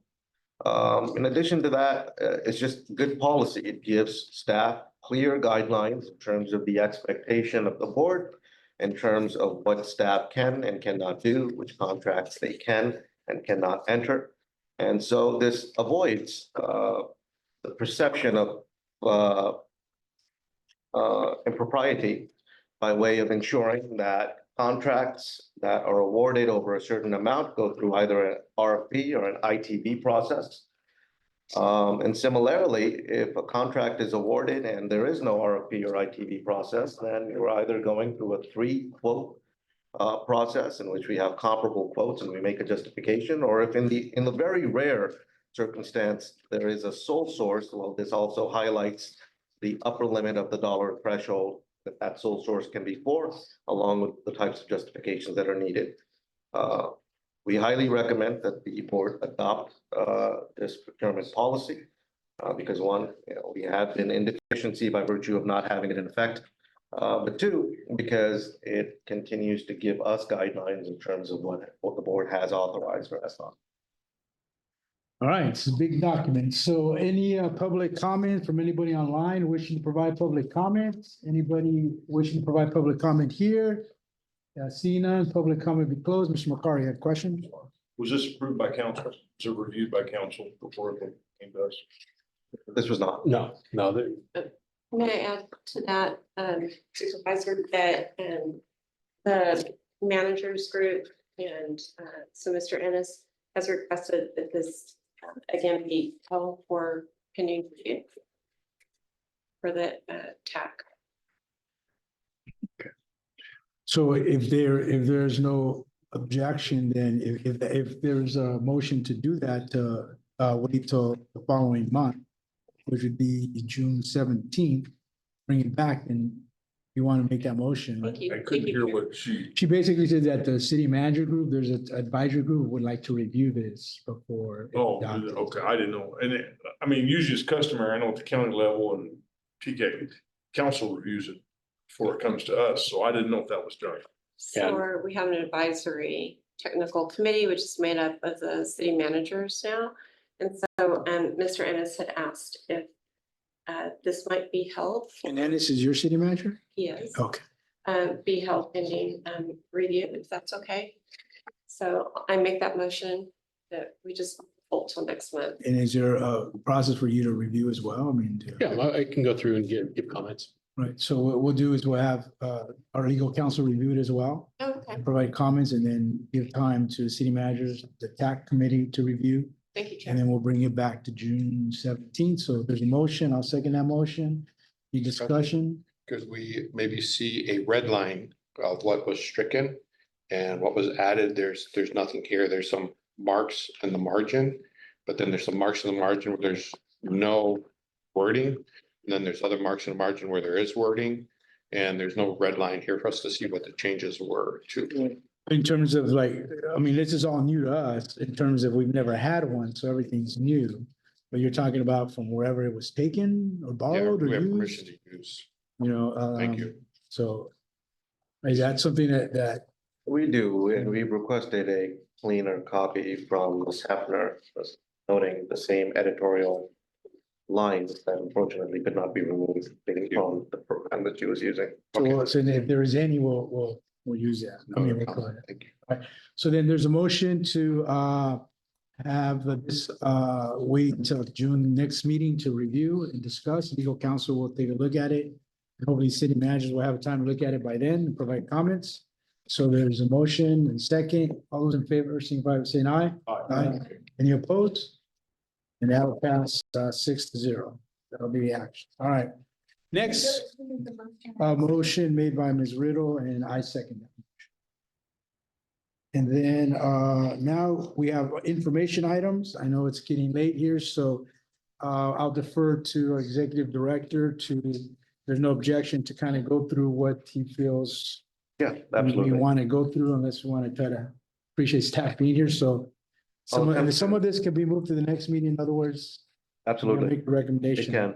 I'll quickly, if you don't mind, Chair, just go through some of these items and just touch some of the highlights.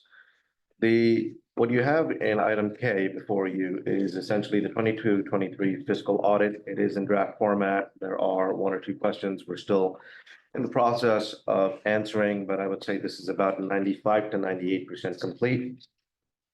The highlight that should be noted once someone looks into the numbers here is that I do believe the final cash flow value represented at June 30th of 2023 is demonstrated as 3,222,887.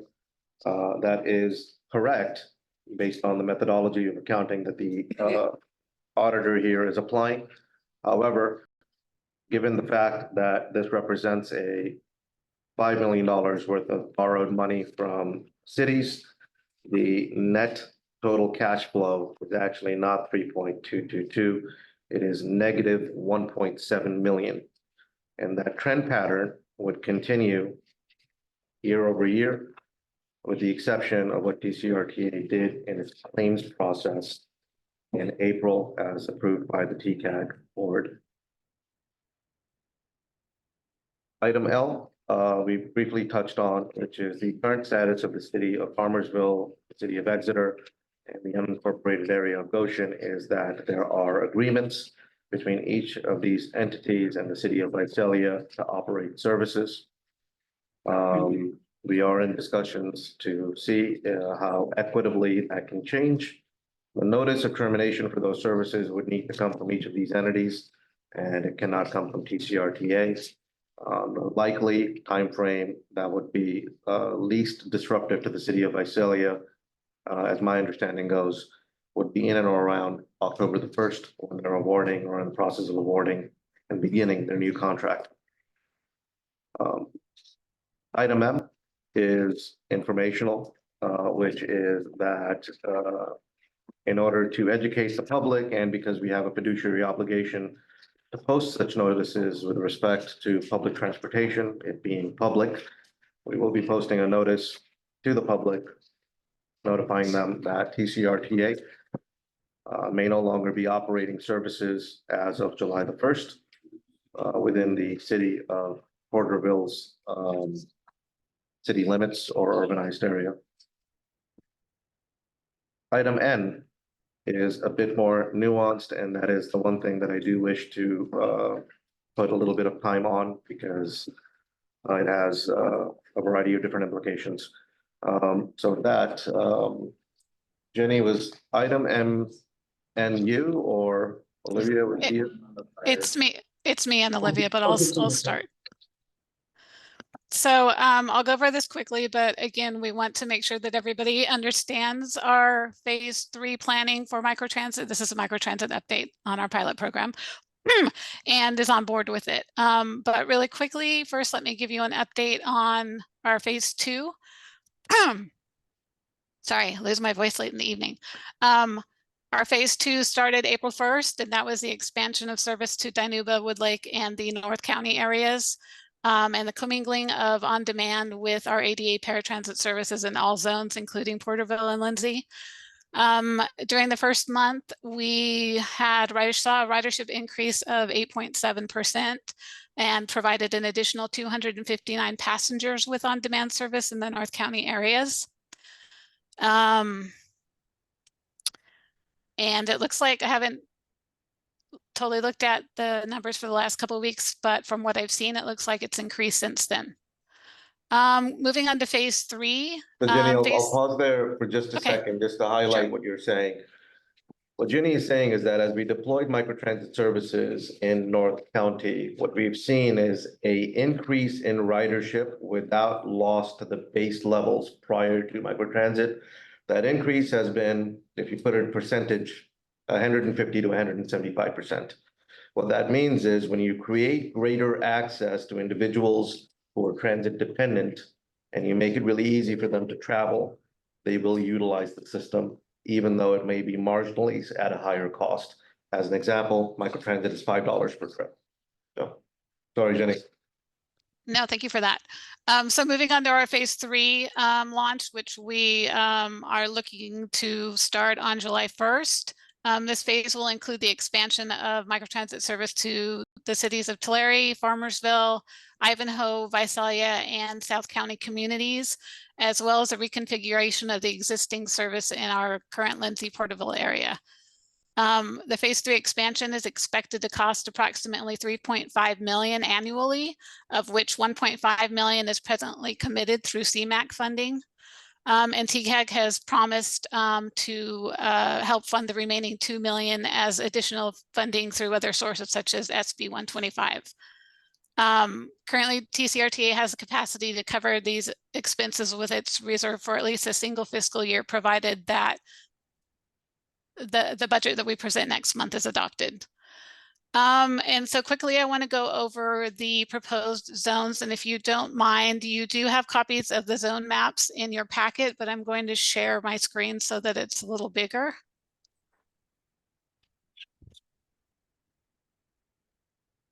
And please let me know when you can see.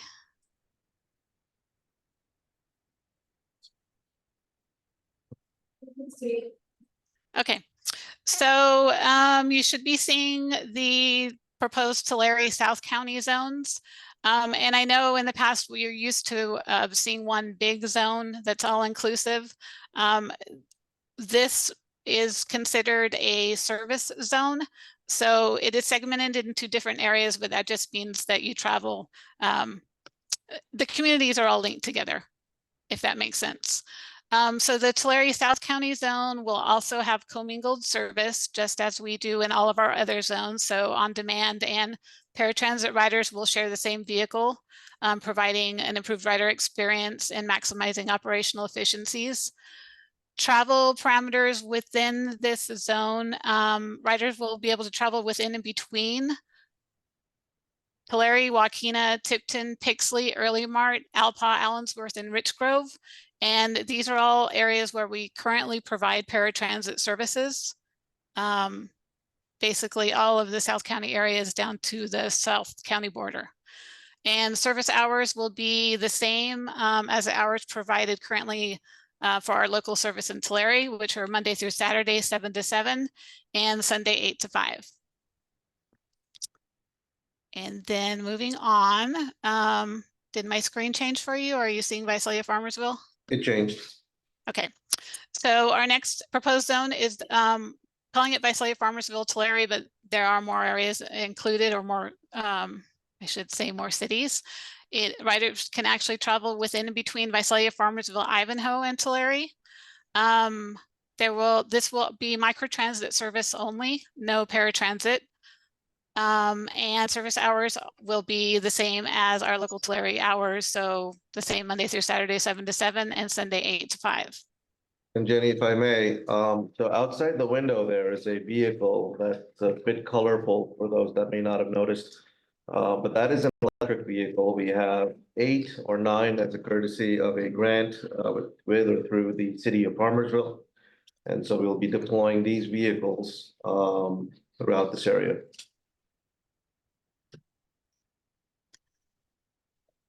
So our last zone is not a new zone. It's a revisions to our current Lindsay Porterville zone. And what we have done here is just kept the zone as is, but removed the city of Porterville from the zone and added the Poplar area to the zone. So riders will be able to travel within and between Lindsay, Strathmore, Cotton Center, and Poplar, and also to and from the Porterville Transit Center, so that we can provide residents in these areas access to the City of Porterville transit services. They will be able to do that at the transit center, and that is the only location that we will pick up and drop off at, just as we currently do with county routes. We are proposing no service hour changes. They will remain what they currently are, Monday through Saturday, 6 to 10, and Sunday, 8 to 8. And unless anybody has any questions on the zones, I will turn it over to Olivia to talk about public outreach. Just a quick question. The Tulare South County map shows Tulare in the ridership at 297 to 593. But then in the Visalia, Farmersville, Tulare, it shows another number. Are we counting Tulare twice? Or do we? Go ahead. Sorry. The algorithms take into consideration the zone for which it's calculating ridership for. So there could be some overlap, but that also takes into consideration paratransit ridership for the Tulare area, which will not be included in the Visalia Tulare area. Thank you. And we have, and I should say, we have put these ridership estimates on the lower end, so they could be greater in Tulare and Visalia than we have them mapped out at. Thank you for dropping them off at the Porterville Transit Center, not at the city limit line. Oh, definitely. Olivia? Pertaining to public outreach, preceding the launch of phase 3, TCRTA will be going out to notify the public of these changes to transit services. Information regarding the notice will be published in local newspaper, TCRTA social media, and the TCRTA webpage. Information materials will also be posted at transit stations and aboard buses. These in-person info sessions ahead of the public hearing will be held in the cities of Tulare, Farmersville, Visalia, and Tipton, or as well as in Tipton between the dates of May 27th and June 7th. The public hearing for final comments will be held at the TCRTA board meeting scheduled for June 17th.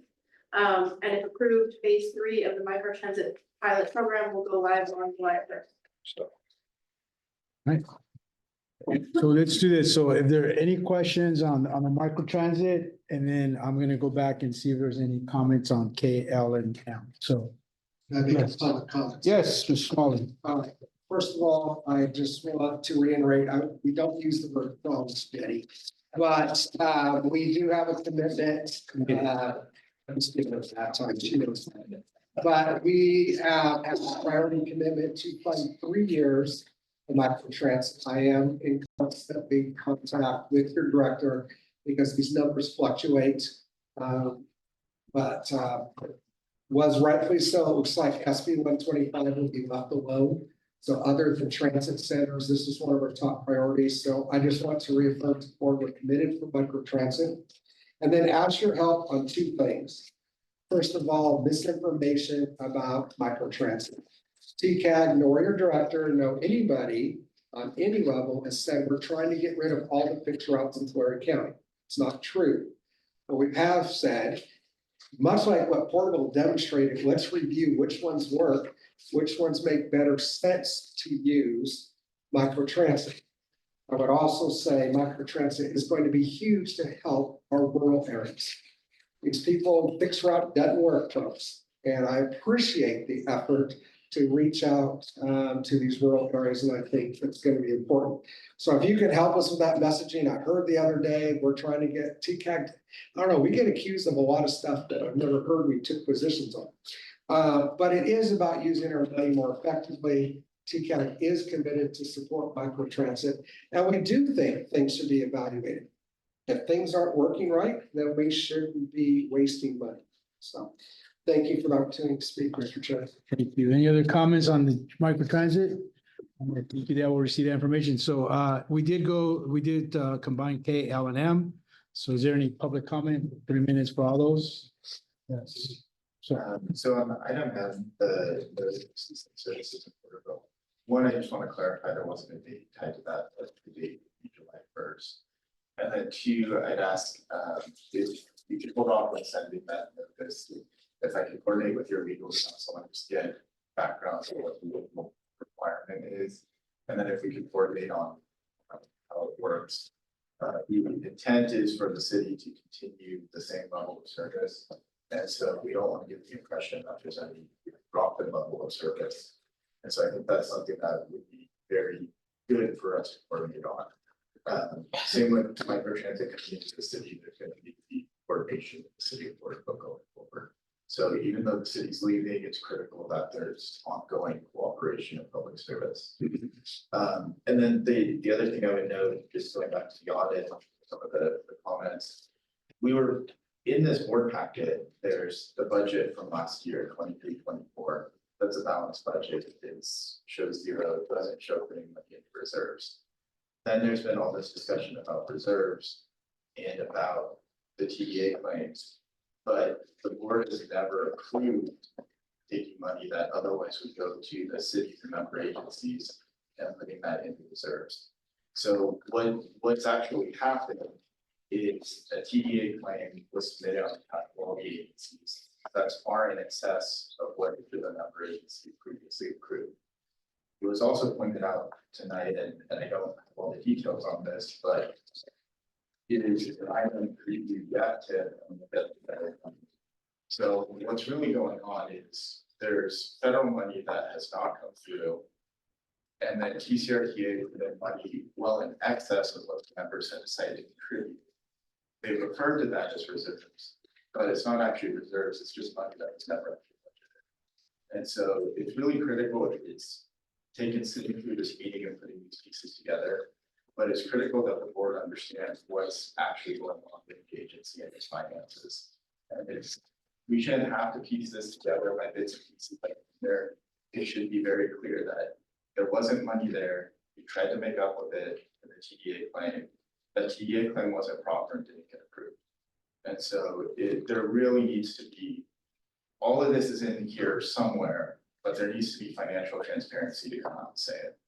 Thank you, Chair. Thank you.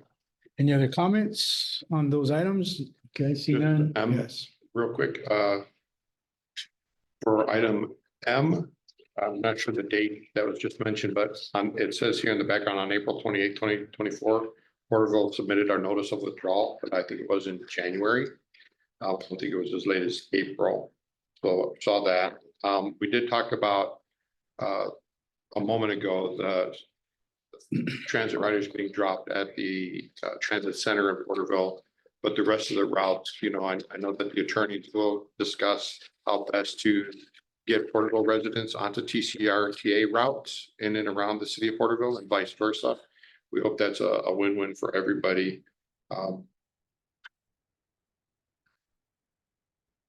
That's all. Thank you. Thank you. All right, next on the agenda, we have an information, the status of the SCHC vehicles. Is that Clay? Yeah. Clay? So. Lake County Regional Transit Agency received 9 ASHC vehicles at the beginning of March 2024. TCRTA is providing information on those 9 ASHC vehicles to inform TCRTA board members of the status of the ASHC vehicles. The vehicles are 9 2022 Ford E-Transit shuttle vans. We have installed radio, lineage drive cams, and all the vehicles are wrapped with TCRTA branding. They also have level 1 chargers that we can utilize while that were shipped with the vehicles. And the vehicle is parked outside. Hopefully it will be here. There's not much light anymore, but you guys can go check it out after the good as well. Yeah, I did get a chance to check it out before I came in. Looks great. Yeah. Love it. Wrapped. Looks fantastic. The wrapping. Very well done. Sounds good. Thank you. So being an information item, no action. So if there's any questions, you can ask Clay. Any comments? Seeing none, then we'll move on to item P, vehicle assessed vehicle asset worksheet. Also, we discussed this last week as well, but just to go to the discussion, TCRTA is providing vehicle assets worksheet to inform TCRTA board members of the current vehicle assets that are managed by TCRTA. All vehicle assets will be tracked in a manner that assures transparency and accountability to the board, grantors, and the public. The vehicle asset worksheet also provides which vehicles are titled under TCRTA the same, and if not, where the titles belong. The update to this one is that TCRTA received 9 2022 Ford E-Transit shuttle vans as reflected on the worksheet. And there's an attachment, a TCRTA vehicle asset worksheet, which has been updated. All right, so again, we've seen that multiple times over the last couple of months, a way to track our assets. So if there are any comments, and see none, that information, yes, Mr. Wyrick. Again, I've learned a lot. I still have a lot to learn, but did Caltrans or FTA funds pay for any of these assets for any of these agencies, or did they provide financial assistance that helped the member agencies buy them before they even got onto the spreadsheet? How did the agencies come about getting their assets that were then leased, transferred? That's an excellent question. And so what I will say is public transportation vehicles are not like personal vehicles. As an example, you have a car that's paid off, you can take that title and transfer it to another private party. You cannot do that with federal vehicles, even though the titles might say the city of Tulare or Tulare County. This is because they have federal vested interest. All of these vehicles that you see on this asset sheet have at least 80% federal money and 20% money that's usually state money. Sometimes it's local money, such as Measure R, local based tax. So short answer to all your question is all of these assets are federally owned. We're simply the curators of these assets, and the titles and the names that are on there cannot be taken to the DMV because you ultimately still need a letter from the FDA that says we release the interest. Can the board share with all of these listed items for the city of Porterville? Is Porterville going to have, in this board's opinion, access to all of these vehicles on or before July 1st? I think those are things that Still working through mediation. still working And I through, applaud the team for the mediation and the progress that's being made. and I'm sure your attorney will brief you. Thank you. All right, any other questions on the asset, the worksheets? No? All right, so next we have the operational KPI report. So I'll keep this one short and sweet. We have an obligation as TCRTA to hold our contractors responsible. The biggest contractor being TransDev. One of the items that we discussed almost 4 or 5 months ago was creation of various KPIs that are as our standard in the industry, so that you as board members can see what the progress of our operations is. And frankly, to give us some insight into those same statistics so that we can have educated conversations with our vendor about the service and whether we need to tweak things here, improve performance there. So what you see is a full-fledged report as produced by TransDev upon our request that includes a variety of different statistics, whether it's repair transit or route, safety, or HR. And at a later date, we can get into the meat and bones of this in subsequent meetings and see where we need to go. All right, any questions on the report? Any comments? Seeing none, yes. I just want to go back to the Director Wyrock's question there. Just, Council, are you satisfied with what we just discussed? I didn't. My understanding is we're getting the buses back and ready to go. Very, very good. Okay. All right. Sorry, did I ask a silly question or? No, no. Okay, All right, so I'd like to ask silly questions, so. No, you did. there is no other informational items. The only thing is, believe this has safety issues, right? In terms of like safety for the drivers and the public in the report, in the KPI report? Accident frequency ratio and incident frequency ratio. Right. I just want to make sure that I know that staff meets with all stakeholders. So I just want to make sure that our union folks get a copy of the report as well, if appropriate. I have a question for this population in this area. How are our ratios for driver hours versus events, preventable or non-preventable? Let's say preventable. Are we right in there with the averages? If you'd asked me that last month, I would have said absolutely. And then we had 2 pedestrian incidents here in the last month. And so I would say it's Work to do. yes, and sometimes it spikes, and we're at a spike right now. TransDev is taking remedial measures to ensure that these types of incidents do not, or near misses do not occur. And we'll be able to hopefully report on that the next time that we get back here. Thank you. All right, so next on our agenda, any director reports? I did have one. I'll just fly through it. You want to do the honors of that PowerPoint?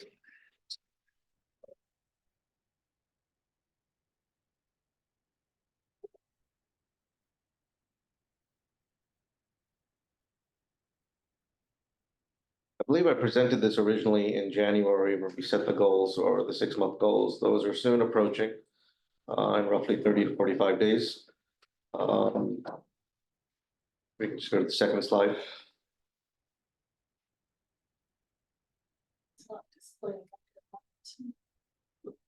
Oh, it does need to. Just. There we go. These were the goals that were outlined and identified by the board of directors. And so the subsequent slides basically just talk about what each of these are. What I can report is predominantly most of these are complete. There are a few that are still in process, some of which will hopefully get wrapped up here by the time this is finalized. Next, please.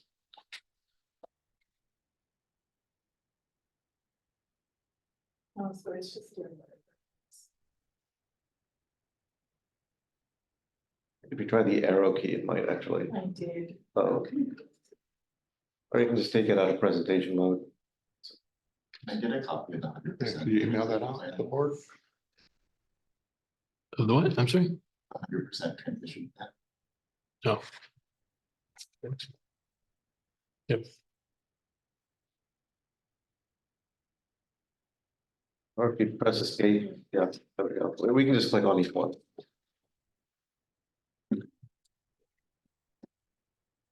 All right, fiscal transparency. Again, this has been a common theme here for the last 5 months, which is that each month we've been building on the prior record in terms of giving you transparency. It started out with the expense side in terms of what we're spending today. We presented before you the revenue side in terms of what monies are coming in. And again, as you look at whether it's now or when we come back next month at the 24-25 adopted projected budget, hopefully for adoption, what you'll see is that it clearly breaks down where our revenues are coming from, what our expenditures are, and frankly, what our debt obligations are by virtue of the grants, the FTA grants that we go with in addition to the loan amount. Next, please. So one of the items that we were looking to do is deployment of microtransit. April the 1st, we were successful in doing that. We were doing that in Dinuba, the city of Woodlake. We've just talked about the numbers in terms of how ridership has increased, and we're still moving on towards July 1st. Next, please.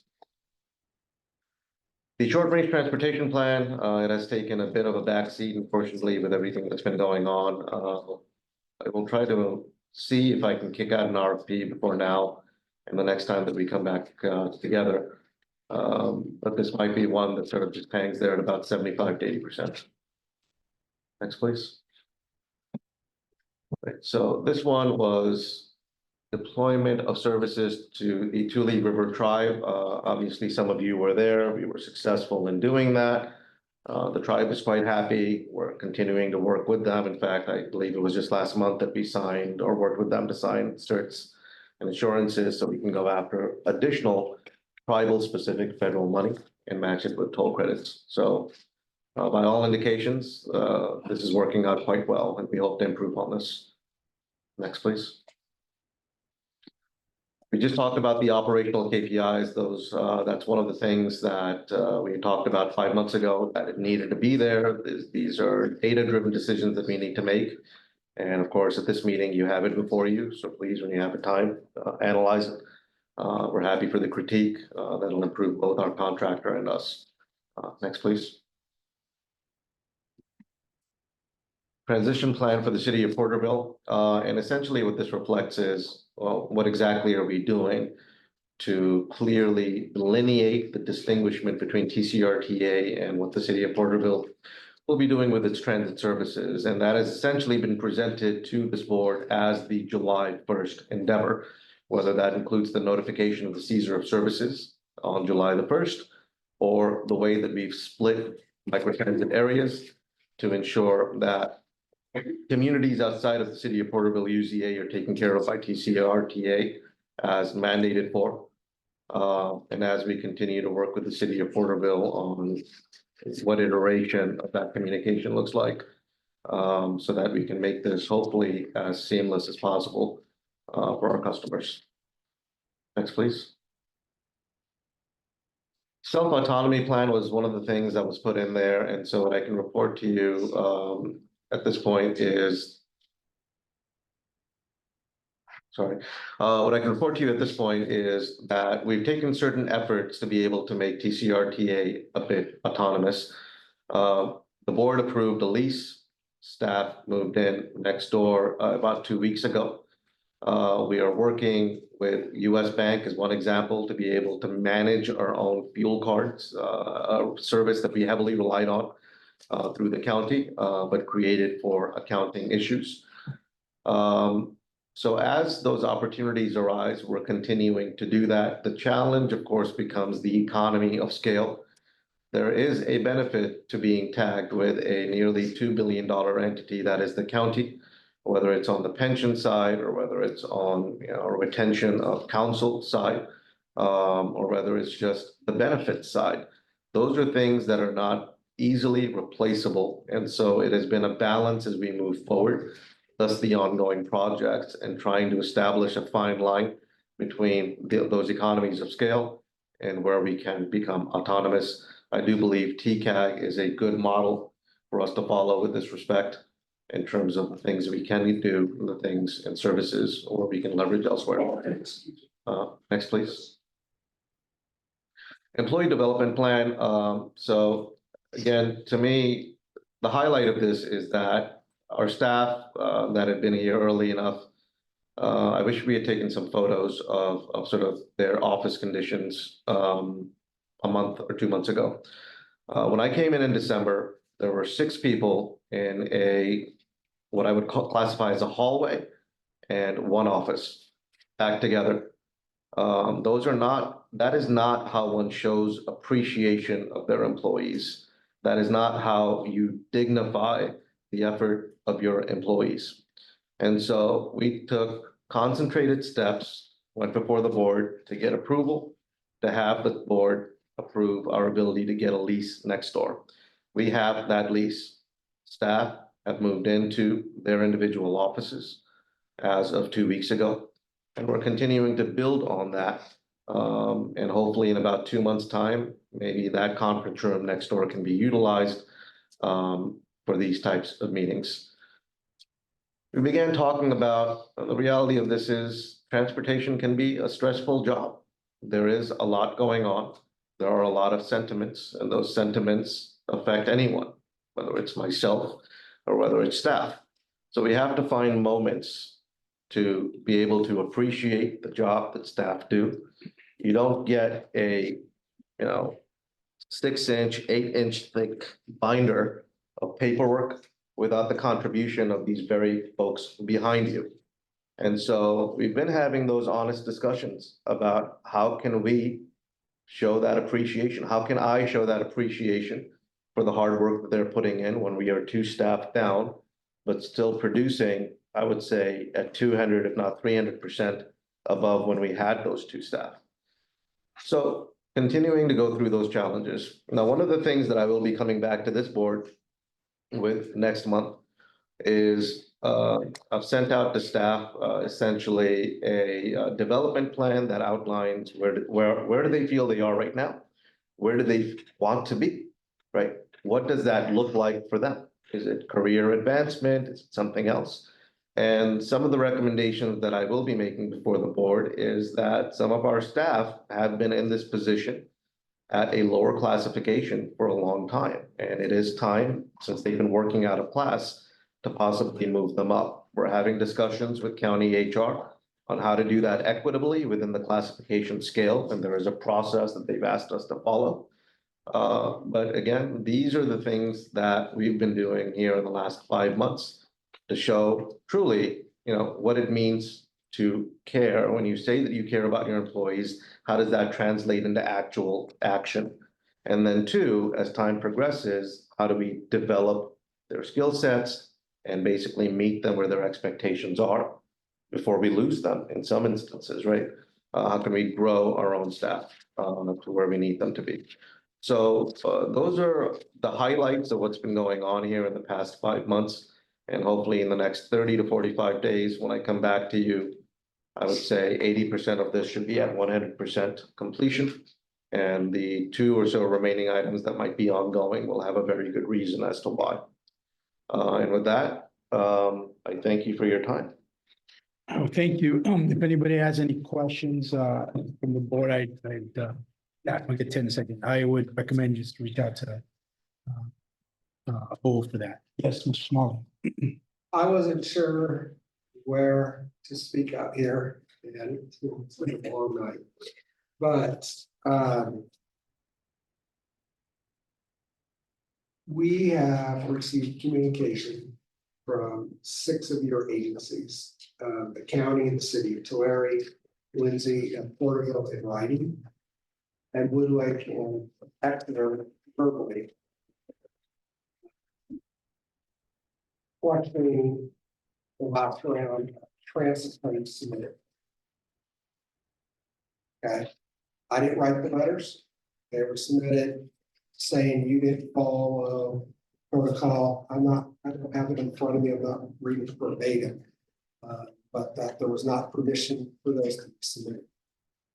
How do I say this nicely? I implore you, please, to get this resolved.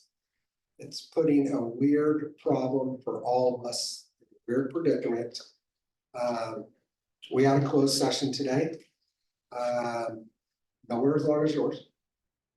But come on, laugh a little. But out of closed session, a unanimous vote was reported to suspend right now all LTF transfers for transit to TCRTA until this can get resolved.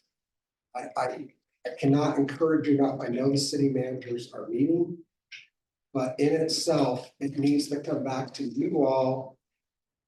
And I encourage you to resolve it or take revised action so this can be done. We also made clarifications on our claim manual. For those who've been around, we really didn't do much different except bring back clarification that was pre-COVID. And that was, and I've discussed this, this is not a rule we've talked about for months, that we're going to require a concurrent resolution from any transit agency making claims for taking LTF from a jurisdiction. Prior to COVID, there were full agreements. We were making this easier than a full contract. We just want a daggum concurrent resolution from that agency. Along with that, one of the other things I've talked with Bull, and I know he's very supportive that we took the action on, is to say you have a year to get your short range transit development plan done.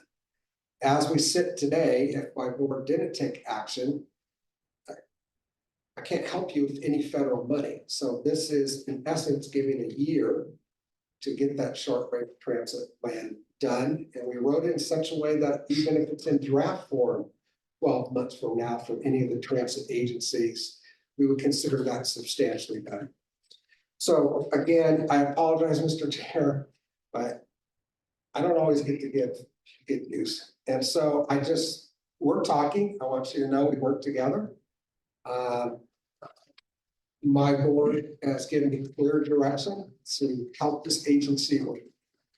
I appreciate that, Mr. Smalley. I guess the one question that I know I have, I don't know if other board members have, when you talk about the concurrent resolution to okay use of LTF funds for, let's say, Tulare, that means that city council Tulare would have to prove that. Correct. Versus not all of the folks. The great question. So in other words, would Woodlake need to prove that Tulare wants to get money? That's correct. And I apologize. You're absolutely correct. So because what happens is practically sometimes they don't all happen at once. So let's say you came to agreement with City of Tulare may go 1 month, City of blah, blah, blah, and you're correct. So it's just the actual city. That's correct. So Or the county. Or the county, so the board. For each one, so it's not like all of them have to prove Tulare one. And if I need to, I will send out a clarifying email to that effect, so all city managers know that. Okay, I just wanted to make sure that was something that. That's a great clarification. I will send that clarification. And then the other thing that maybe you may want to discuss, or at least if you could, however you feel is appropriate. One question I know I've had, and a couple other directors have had in the past is, what precludes TCAG from releasing money more than twice a year? So is there a state law? Is it a county policy? Is it a TCAG policy? Why? Oh, no, I'll answer that. So I think, first of all, this is a point of frustration because for 15 years, I begged agencies to turn in transit claims early. So we do allow a 50% claim in January. Remember, we don't have all the money yet. We get it basically at December, we've got 50%. So we actually asked agencies to start doing it. After January 1st, the challenge isn't TCAG. The challenge is your audit done. And we have no problem having a 3/4, if you will, submittal And then a final, actually, I'm saying that wrong. You can turn in a transit claim. And we just will stop at 50%. You don't have to turn in a new claim unless you have to revise it. And we will pay, once the audit's done, what we can that we've collected. And then in July 1st, June 30th, we'll pay the rest. It is possible that if you could get claims in, we could do it in September. I think that's a challenge on your staff to have that all set up. We're not opposed to it. So your question's well taken. We're not per se hold up, and I'm not saying your staff or any other agencies are doing things wrong. Audits are a pain in the, okay? And they take a long time. That's the challenge. So absolutely, we're absolutely willing to work with agencies on that. Great. Well, I appreciate you being here, sharing that information. And so we look forward to continue to work with you. And there are no other business items. We are going to be adjourned to June the 17th. How about next agenda item? Next. Oh, sorry. Yes. Are there any, last request for board members for agenda items, future agenda items? Any requests? So just a question about staff, please. Oh, well, I just wanted to say, I think sometimes transportation is a high learning curve for everybody. I'm the only female on this board, and I guess females in transportation is a thing because they had special meetings and get-togethers and an association, and so I enjoy challenges. And I logged in literally 17 hours in the last 2 weeks just studying and meeting with Director Hassan in person twice, meeting with my city manager, meeting with Larry, meeting with, to try and really get this down. I just wanted to say that Director Hassan is very amenable and makes time for it. So it's just really helped me to get information under my belt. And I know, with respect to Director Gomez, it is a lot of time, and I do see that. I was in council chambers at 8 a.m. and have been in meetings with my new family right here till, almost 9 o'clock. But, we have alternates too. So if something is stressing you out and meetings are long, then, you can use an alternate. But I think we have hiccups, but, we can, like a family, work through stuff. Great, thank you. Is there any future agenda items that you would like to have considered for the next Just future real meeting? quick, we didn't eliminate the finance director role or director of operations role, or did we? We did not. So without the executive committee screening those resumes, are those resumes going to come here? And can we have a board action next month to review, maybe in the package, some resumes and make some decisions? They've been coming in, right? No, we've not No. put the position. We've not put out either of those They positions. still haven't been posted. So Okay. that's something maybe we can talk about in terms of when we get that going right now. Yeah, I thought Melissa, we put some urgency on. Melissa and, The admin position is the only one that has been posted, and there might possibly be a recommendation. And then I'd like to just tell everybody, hey, thank your families for sharing you with us tonight, including the staff. Great package. I'm glad they're here. Big part of the success of this agency. Sure. I see no other business. Thank you. We're adjourned until June the 17th, or if there's a special meeting, we need to meet. Thank you all. I know it's late, but. Would have been- Yeah.